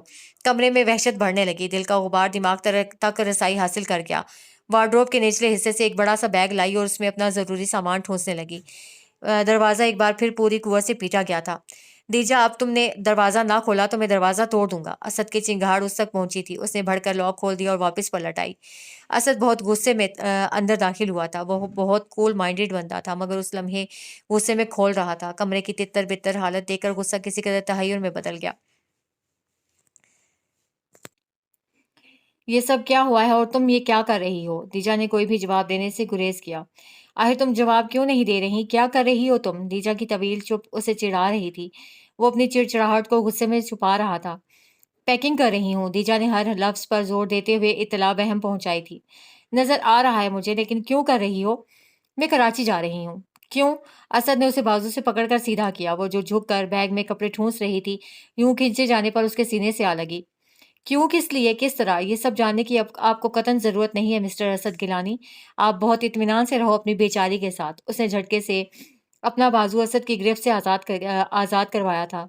آئی can't believe Deja, I can't believe this, تم ابھی تک اسی ایک لفظ کے پیچھے پڑی ہوئی ہو۔ آخر تم کیوں جاہلوں کی طرح بیہیو کر رہی ہو؟ کیا کچھ نہیں تھا اسد کے لہجے میں، آنکھوں میں ترحم، تعصف۔ کیوں نہ بیہیو کروں میں جاہلوں کی طرح؟ میرے گھر میں میری کوئی حیثیت نہیں ہے۔ وہ دوسری عورت میرے گھر پر قابض ہو رہی ہے، میرا شوہر مجھ سے چھینا جا رہا ہے اور میں خاموش تماشائی بنی رہوں؟ تمہاری اپنی کوتاہی ہے نا؟ کون چھین رہا ہے تمہارا شوہر؟ مہرو نثار چھین رہی ہے، وہ حلق کے بل چیخی تھی۔ اسد نے اسے دونوں کندھوں سے تھام کر جھنجھوڑ ڈالا۔ ہوش میں آؤ دیجا، وہ بے ضرر سی لڑکی کیا چھینے گی مجھے تم سے؟ وہ بے ضرر نہیں ہے اسد، ہرگز بھی بے ضرر نہیں ہے۔ وہ چہرہ دونوں ہاتھوں میں چھپا کر رو دی۔ اسد نے اسے باہوں میں بھر لیا۔ وہ شدید قسم کی غلط فہمی کا شکار ہوئی تھی۔ اسد اس کا سر تھپک رہا تھا، لیکن خاموش کروانے کی مبہم سی کوشش بھی نہ کی تھی اس نے۔ شاید اسی طرح غبار دھل جاتا۔ وہ بات جو وہ کئی دن سے محسوس کر رہا تھا، آج پہلی بار اس کے منہ سے سنی تھی۔ خود کو تو وہ رد کر سکتا تھا، مگر اب جب کہ وہ کہہ چکی تھی تو سوچنے کی گنجائش نہ تھی۔ اضطراب لازم تھا۔ اسد نے بہت نرمی سے اسے خود سے الگ کر کے بیڈ پر بٹھایا تھا، پھر سائڈ ٹیبل پر بڑے جگ سے پانی انڈیل کر گلاس اس کی طرف بڑھا دیا، جسے وہ ایک ہی سانس میں پی گئی تھی۔ اسد نے اس کے ہاتھ سے گلاس لے کر واپس ٹیبل پر رکھا اور خود پنجوں کے بل اس کے سامنے بیٹھ کر اس کے ہاتھ تھام لیے۔ دیجا، میں صرف آج وضاحت کر رہا ہوں، دوبارہ نہیں کروں گا۔ مہرو نثار سے شادی کرنے کے لیے مجھے تم نے فورس کیا تھا، بقول تمہارے یہ ایک معاہدہ ہے۔ ہاتھ بڑھا کر دیجا کی گالوں سے آنسوؤں کے موتی چنے تھے۔ معاہدوں کے بھی چند اصول ہوا کرتے ہیں دیجا ڈیئر، اور وہ چند اصول ہمیں ہر صورت پورے کرنے پڑتے ہیں، چاہے کتنی ہی مجبوری کیوں نہ ہو۔ میں بھی وہی اصول پورے کر رہا ہوں۔ پلیز دیجا، مجھ پر شک کر کے مجھے میری ہی نظروں میں مت گراؤ۔ اس کا لہجہ دھیما تھا مگر سلگتا ہوا تھا۔ اس کی نگاہوں کی تپش دیجا نے اپنے اندر بھی محسوس کی تھی۔ آنسو ایک بار پھر بہہ نکلے۔ میں تم پر تو شک نہیں کر رہی ہوں، اسد نے ہاتھ اٹھا کر اسے بولنے سے روک دیا۔ میں چاہوں گا کہ آنے والے دنوں میں اس قسم کی مغالطات تمہارے ذہن میں نہ پلنے پائیں۔ مہرو واقعی معصوم ہے دیجا، اپنی ماں کے ہاتھوں میں کھلونا۔ اس کی ماں نے اس طرح سے برین واشنگ کی ہے اس کی کہ وہ کچھ بھی نہ کر پائی، لیکن اب ایسا کچھ بھی نہیں ہوگا۔ کچھ آیا سمجھ میں یا نہیں؟ آخر میں وہ کچھ ہلکے پھلکے سے انداز میں دریافت کر رہا تھا۔ دیجا نے گال رگڑتے ہوئے سر ہلا دیا، لیکن ایک پھانس تو اب بھی تھی۔ اور تم مہرو سے کوئی باز پرس بھی نہیں کرو گی؟ دیجا نے پھر سے سر ہلا دیا۔ آخر ساری ہمدردیاں مہرو ہی کے لیے کیوں ہیں؟ ایک ہی سوال کی باز گزشت سنائی دے رہی تھی۔ اور ہاں، اٹھتے ہوئے اس کا ہاتھ تھام کر اسے بھی کھڑا کر دیا۔ اسد دیجا سے محبت کرتا تھا، کرتا ہے اور کرتا رہے گا، چاہے بیچ میں کتنی ہی مہرو کیوں نہ آ جائیں۔ سمجھی کچھ؟ اسد نے اس کی ناک دیرے سے کھینچتے ہوئے شوخی سے پوچھا تھا۔ دیجا نے جھیم کر اس کے گلے میں باہیں حمال کر دیں اور اس کے سینے پر سر رکھتے ہوئے اپنے گرد اس کا مضبوط حصار محسوس کیا تھا۔ پھانس کسی قدر نکل چکی تھی، وحشت سر پر پیر رکھے بھاگ گئی تھی۔ بہت عرصے بعد ان کے کمرے میں رقص کرتی محبت بھری تنہائی اتری تھی، اور یہ شاید اسی تنہائی کے سحر انگیز فسون کا اعجاز تھا کہ وہ ایک روتے بلکتے وجود کو یکسر فراموش کر بیٹھے تھے، جس نے چھوٹی عمر میں شور کا دامن تھاما تھا، جسے اس کی معصومیت مار گئی تھی، جو اپنی جنم دینے والی کے ہاتھوں چابی کی گڑیا بنی رہی تھی، اور جس نے اپنی بہنوں کو دلہن بنا دیکھنے کے شوق میں اپنے وجود کا حصہ ختم کر ڈالا تھا۔ وقت کی سبک رفتار جاری و ساری تھی، اور اس سبک رفتاری میں ڈگمگاہٹ کا سبب محض چند الفاظ بنے تھے جس میں مہرو کے ماں بننے کی خبر دی گئی تھی۔ وہ ششدر سی ڈاکٹر کا منہ تکے گئی، جیسے یہ کوئی انہونی ہو، بہت ہی ناقابل یقین بات۔ وہ خوش تھی، بے انتہا خوش، بلکہ اپنے احساسات کے اظہار کے لیے اسے خوشی کا مکمل اور بھرپور لفظ چھوٹا لگ رہا تھا۔ ساکت تالاب میں پتھر پھینک دینے سے سطح آب جس طرح ارتواش کے زیر اثر جھوم اٹھتی ہے، لہریں ایک کنارے سے دوسرے کنارے تک رقص کرتی ہوئی اپنی حیات کا مژدہ دیتی ہیں، کچھ ایسا ہی حال اس کے دل کی امید کا تھا، جو خوشی سے پھولے نہ سما رہی تھی۔ اس کا بس نہیں چل رہا تھا کہ گزرے وقتوں کی یاد تازہ کرتے ہوئے دیسی گھی کے چراغ روشن کر کے جشن منائے، یا کسی بلند مقام پر چڑھ کر چیخ چیخ کر اعلان کرے۔ اور اس خوشی کے زیر اثر وہ یکسر فراموش کر چکی تھی کہ تخلیق کے ادوار اسے نہیں، مہرو کو پورے کرنے ہیں۔ اور اس رات اسد کے بازو پر سر رکھے اس نے کتنی ہی باتیں اس ادھوری جان کے بارے میں کر ڈالیں جس کی نامکمل رگوں میں روح بھی نہیں پھونکی گئی تھی۔ میں اس کا نام بہت خوبصورت سا رکھوں گی، جہانگیر، شاہ جہان یا ایسا ہی کوئی اور۔ سنا ہے نام تقدیر پر اثر انداز ہوتے ہیں، اور اگر لڑکی ہوگی تو اس کا نام نور رکھوں گی۔ ہے نا اسد، اچھا نام ہے نا نور؟ اف کتنا پیارا ہوگا نا وہ، بالکل تمہاری طرح، اس کی آنکھیں، ناک، ہونٹ، پیشانی، بال، سب سب کچھ تم سا ہوگا۔ اسد، تم چپ کیوں ہو؟ جواب کیوں نہیں دیتے؟ ہے نا وہ تمہارے جیسا ہوگا نا؟ ذرا سی گردن موڑ کر وہ تائید چاہ رہی تھی۔ اسد مثبت انداز میں مسکرایا، پھر اس کے چہرے پر بکھری لٹیں سمیٹتے ہوئے بولا، دیجا، ہوں؟ وہ مگن سی اس کی شرٹ کے بٹنوں سے کھیل رہی تھی۔ دیجا، مہرو میرا انتظار کر رہی ہوگی۔ دیجا کے ہاتھ یکلخت ڈھیلے پڑ گئے اور اس نے کچھ توقف سے اپنا سر اس کے بازو سے ہٹا لیا۔ اس کا چہرہ اس وقت بے حد سپاٹ تھا۔ کچھ دیر قبل والی خوشی بھی کہیں نہ تھی۔ وہ جب اس کے تاثرات جانچنے میں ناکام رہا تو دھیرے سے اس کی پیشانی چھو کر باہر نکل گیا۔ انتظار کے لمحات واقعی بڑے جاں گھسل ہوتے ہیں، لیکن ان لمحات میں بھی بڑی مٹھاس ہوتی ہے۔ وہ اسی مٹھاس کے زیر اثر ہر طرح سے مہرو کا خیال رکھ رہی تھی۔ اپنی تمام تر ناپسندیدگی کے باوجود اس سے باتیں کرتی تھی، کون سی خوراک کتنی مقدار میں لینی چاہیے اور کون سی چیز آنے والے وجود کے لیے فائدہ مند ثابت ہوگی، وہ ہر بات کا دھیان رکھتی تھی۔ اور پھر رات کے پچھلے پہر وہ اپنا آپ مہرو کی جگہ رکھ کر خوش فہمی کے بستر پر سو جاتی تھی۔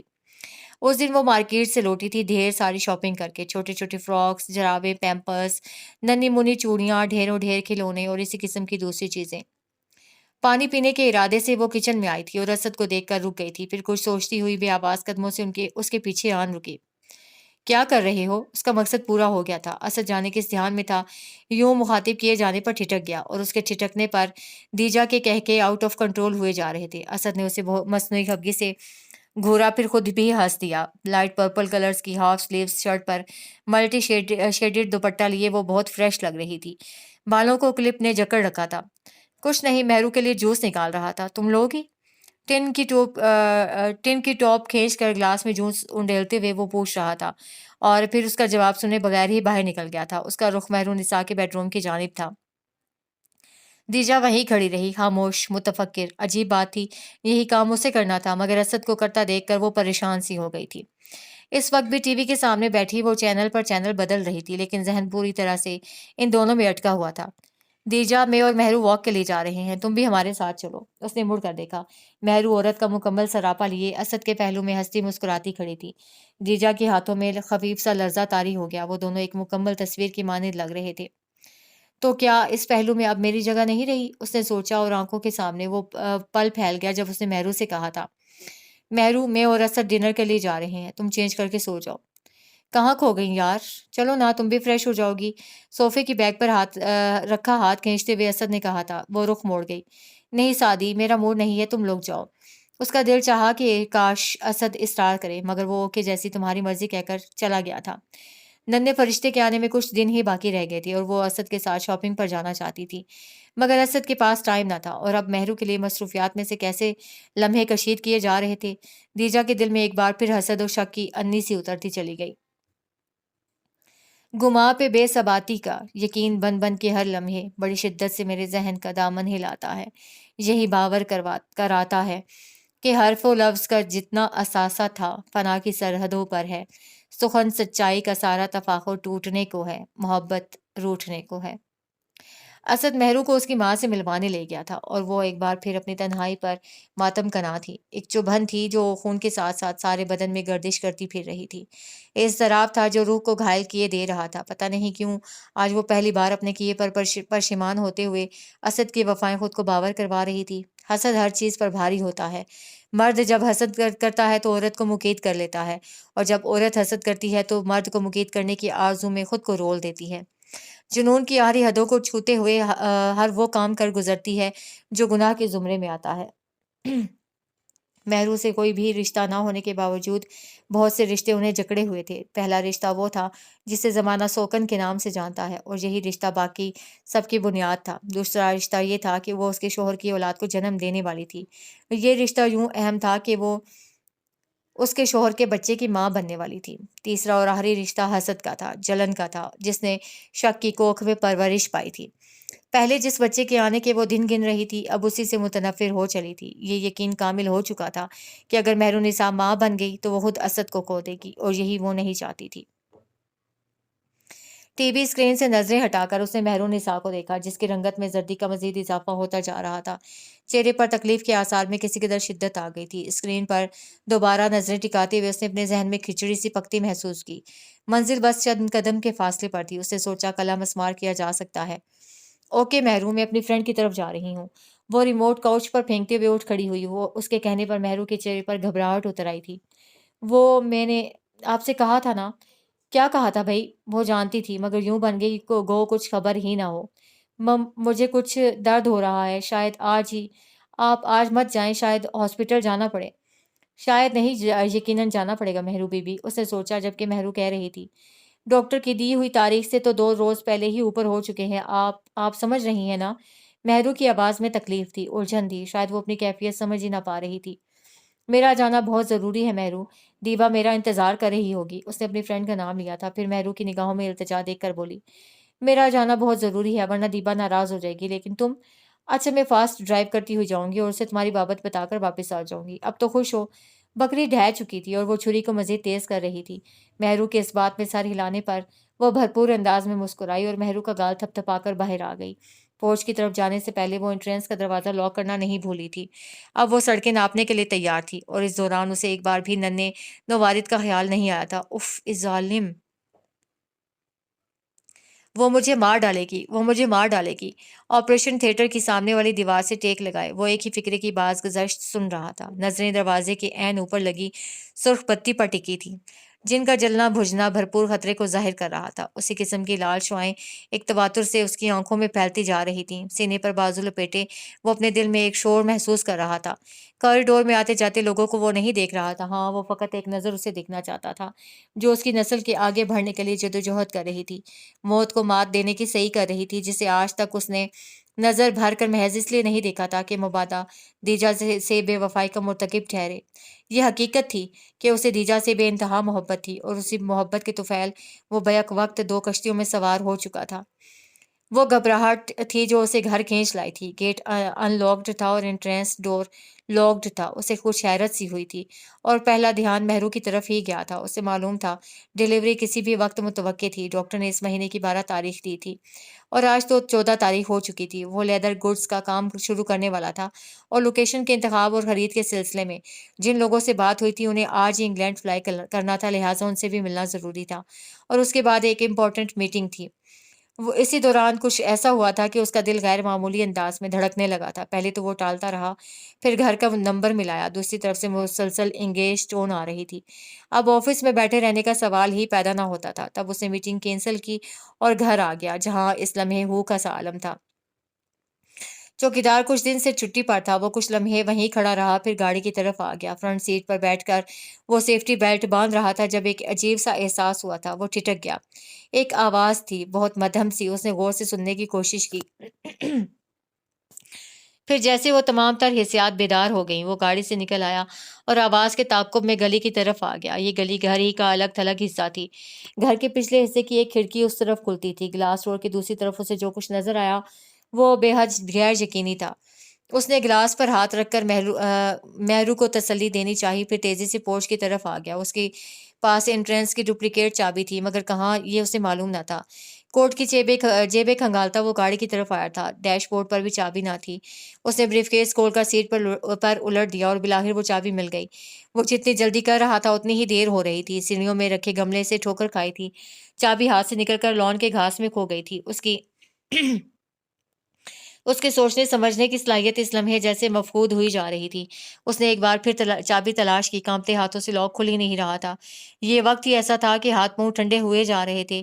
اس سا مضبوط اعصاب کا بندہ بھی ڈگمگایا ہوا تھا۔ دروازہ کھلنے کے ساتھ ہی گیس کی نہایت ناگوار بو اس کے نتنوں سے ٹکرا کر سانسوں میں اتر گئی تھی۔ اوہ مائی گاڈ!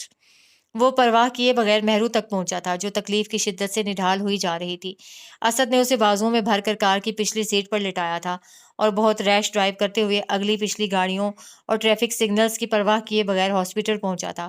اس کے اعصاب چٹکے ہوئے تھے اور وہ سمجھ نہیں پا رہا تھا کہ آخر یہ سب کیا اور کیسے ہوا ہے۔ مہرو آپریشن تھیٹر میں تھی اور ڈاکٹر نے کہا تھا بہت دیر ہو چکی ہے، زچہ اور بچہ دونوں کی جان خطرے میں ہے۔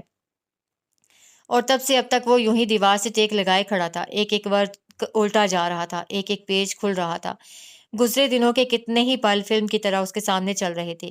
کچھ دیر قبل دیجا نے موبائل پر کانٹیکٹ کیا تھا۔ اسد اس کی آواز سننا نہیں چاہتا تھا۔ وہ جان چکا تھا کہ انٹرنس ڈور لاک کرتے وقت سوئی گیس کا والو کس نے کھول دیا تھا۔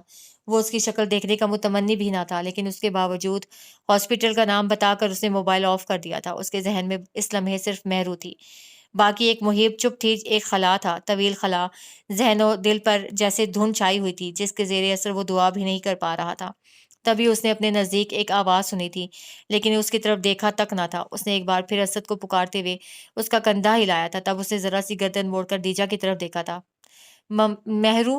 اسد کی نگاہوں کی سرد موری نے اسے گڑبڑانے پر مجبور کر دیا تھا۔ اسد نے گردن موڑ کر نظریں واپس آپریشن تھیٹر کے دروازے پر ٹکا دیں اور بولا، آپریشن تھیٹر میں ہے اور ڈاکٹر نے کہا ہے اس کی جان خطرے میں ہے۔ اس کا لہجہ آنکھوں جیسا ہی ٹھنڈا ٹھار تھا۔ یو ڈونٹ وری اسد، اسے کچھ نہیں ہوگا، ہمارا بیبی بالکل ٹھیک ہوگا۔ اب کہ اسد نے جھٹکے سے گردن اس کی طرف موڑ لی تھی، وہ کیسی مطمئن نظر آ رہی تھی، جیسے کوئی بات ہی نہ ہو۔ کیا وہ اپنے کیے پر شرمندہ نہیں ہے؟ وہ اسے پوچھنا چاہتا تھا اور کہنا چاہتا تھا۔ صرف بچہ ہی نہیں، بچے کو جنم دینے والے کی جان بھی خطرے میں ہے، لیکن وہ کہہ نہیں پایا تھا کیونکہ ڈاکٹر نے اس کی توجہ اپنے جانب مبذول کروا لی تھی۔ ویری سوری مسٹر اسد، آپ نے مریضہ کو لانے میں بہت دیر کر دی تھی۔ ہم نے پوری کوشش کی لیکن ہم اسے بچا نہیں سکے۔ ڈاکٹر تسلی آمیز نگاہوں سے اسے تک رہا تھا۔ اسد کی نگاہیں ڈاکٹر کے ہرے گاؤں سے ہوتی ہوئی بند ہو گئی، گردن نڈھال ہو کر پیچھے کی طرف لڑک گئی تھی۔ اس نے بڑی محبت سے براؤن کمبل میں لپٹے اس ننھے وجود کو دیکھا تھا اور جھک کر اس کے پھولے پھولے گالوں پر اپنے ہونٹ رکھ دیے تھے۔ 2 دن تک بچی کو ICU میں رکھا گیا تھا کیونکہ سوئی گیس نے بچی کی سانس کی نالی کو کسی قدر متاثر کیا تھا۔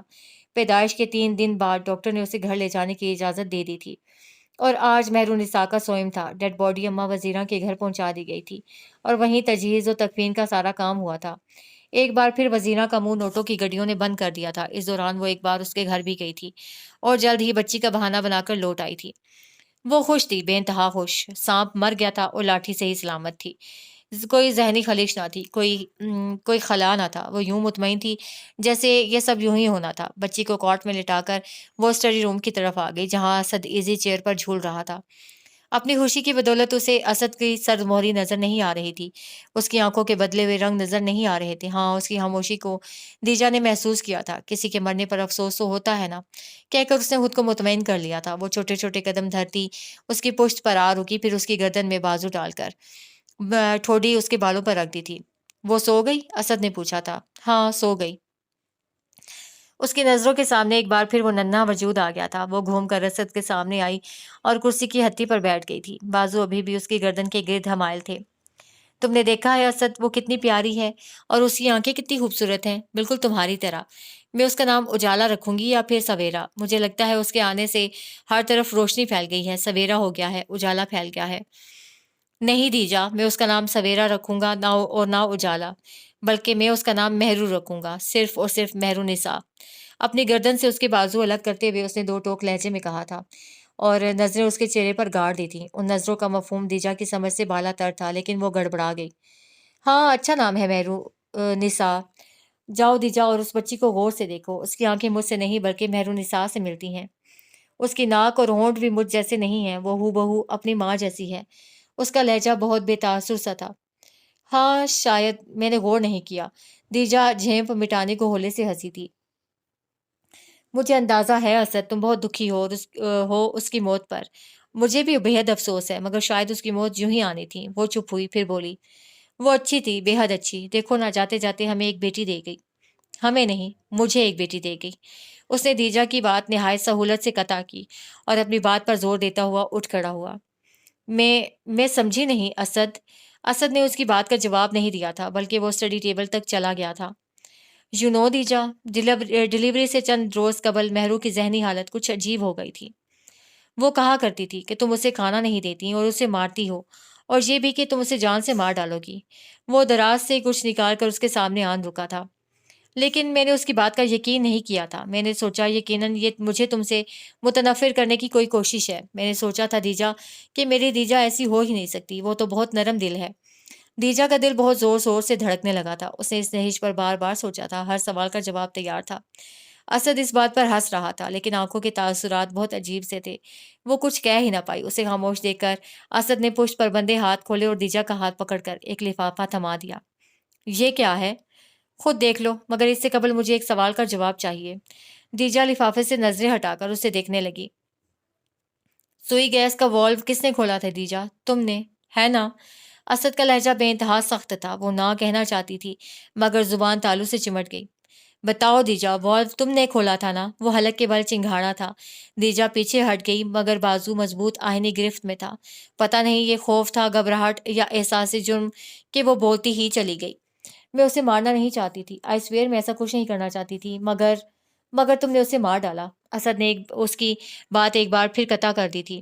تم نے اسے مار ڈالا دیجا، اور تمہیں ایک بار بھی اس بات کا خیال نہیں آیا کہ تم کتنا بڑا گناہ کرنے جا رہی ہو۔ ایک نہیں بلکہ دو جانوں کو تم نے کتنی آسانی سے خطرے میں ڈال دیا۔ تم اس حد تک خود غرض اور بے حس ہو سکتی ہو؟ مجھے اندازہ نہیں تھا دیجا۔ اسد نے ملامتی انداز میں اس کا بازو جھٹک دیا تھا۔ تم مہرو کو مارنا نہیں چاہتی تھی لیکن تم نے اسے مار ڈالا، اور میں؟ اس نے توقف کیا اور بولا، اور میں تمہیں اپنی زندگی سے نکالنا نہیں چاہتا تھا مگر نکال رہا ہوں۔ اس کا لہجہ بہت عام سا تھا مگر لیکن دیجا کو اندر تک دہلا گیا۔ تمہاری آنکھوں اور دل پر حسد کا اتنا گہرا پردہ پڑ چکا ہے دیجا کہ شاید اس پردے کے پیچھے میں بھی کہیں کھو جاؤں گا۔ اسی لیے میں اپنی بیٹی کو لے کر یہاں سے جا رہا ہوں، کیونکہ میں نہیں چاہتا کہ کچھ عرصے بعد جب اس کے چہرے میں مہر النساء کا عکس واضح ہو تو تم اس کا بھی وہی حشر کرو جو اس کی ماں کا کیا ہے۔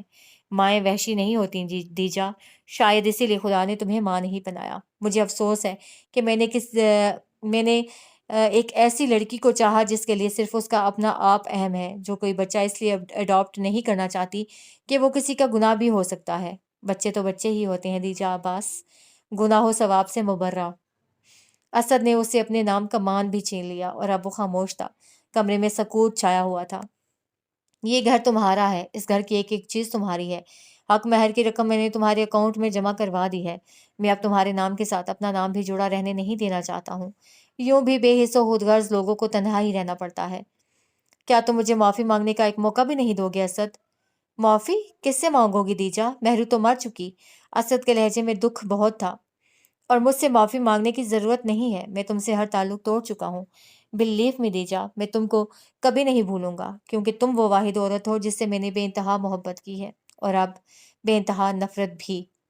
دیجا کے اندر جیسے کچھ ٹوٹ گیا تھا۔ وہ گرنے کے سے انداز میں زمین پر دو زانو بیٹھ گئی۔ وہ ہاتھ بڑھا کر اپنے عشق سمیٹنا چاہتی تھی لیکن وہ بکھرتے چلے گئے۔ گود میں رکھے ہاتھ اس برسات میں بے طرح بھیگ رہے تھے۔ اسد نے اسے تعصب سے دیکھا اور بولا، میرا مقصد تمہیں ہرانا نہیں دیجا، لیکن اب میں تمہارے ساتھ کسی صورت نہیں رہ سکتا تھا۔ میں نے بہت کوشش کی تھی کہ تمہارے دل سے مہرو کی نفرت نکل جائے، لیکن تم ایسا نہیں چاہتی تھی۔ تمہارے لیے صرف تمہارا اپنا آپ مقدم رہا۔ تم نے ہمیشہ اپنی ذات کو اہمیت دی، اور اگر آج تم خالی ہاتھ ہو تو بھی محض اپنی ہی وجہ سے۔ میں تمہارے لیے دعا کروں گا کہ تم پرسکون زندگی گزارو اور ضمیر کی چبھن تمہیں سونے دے۔ اس کی نظریں ابھی بھی اپنے ہاتھوں پر تھیں۔ مضبوط قدموں کی آواز اس کی سماعت سے ٹکرائی تھی۔ پھر دروازہ کھلنے اور بند ہونے کی آواز آئی تھی اور خاموشی چھا گئی تھی۔ اس نے اپنے خالی ہاتھوں کو زور سے زمین پر پٹکا اور روتی ہی چلی گئی۔ اس کی سسکیاں فضا میں بکھرتی جا رہی تھیں۔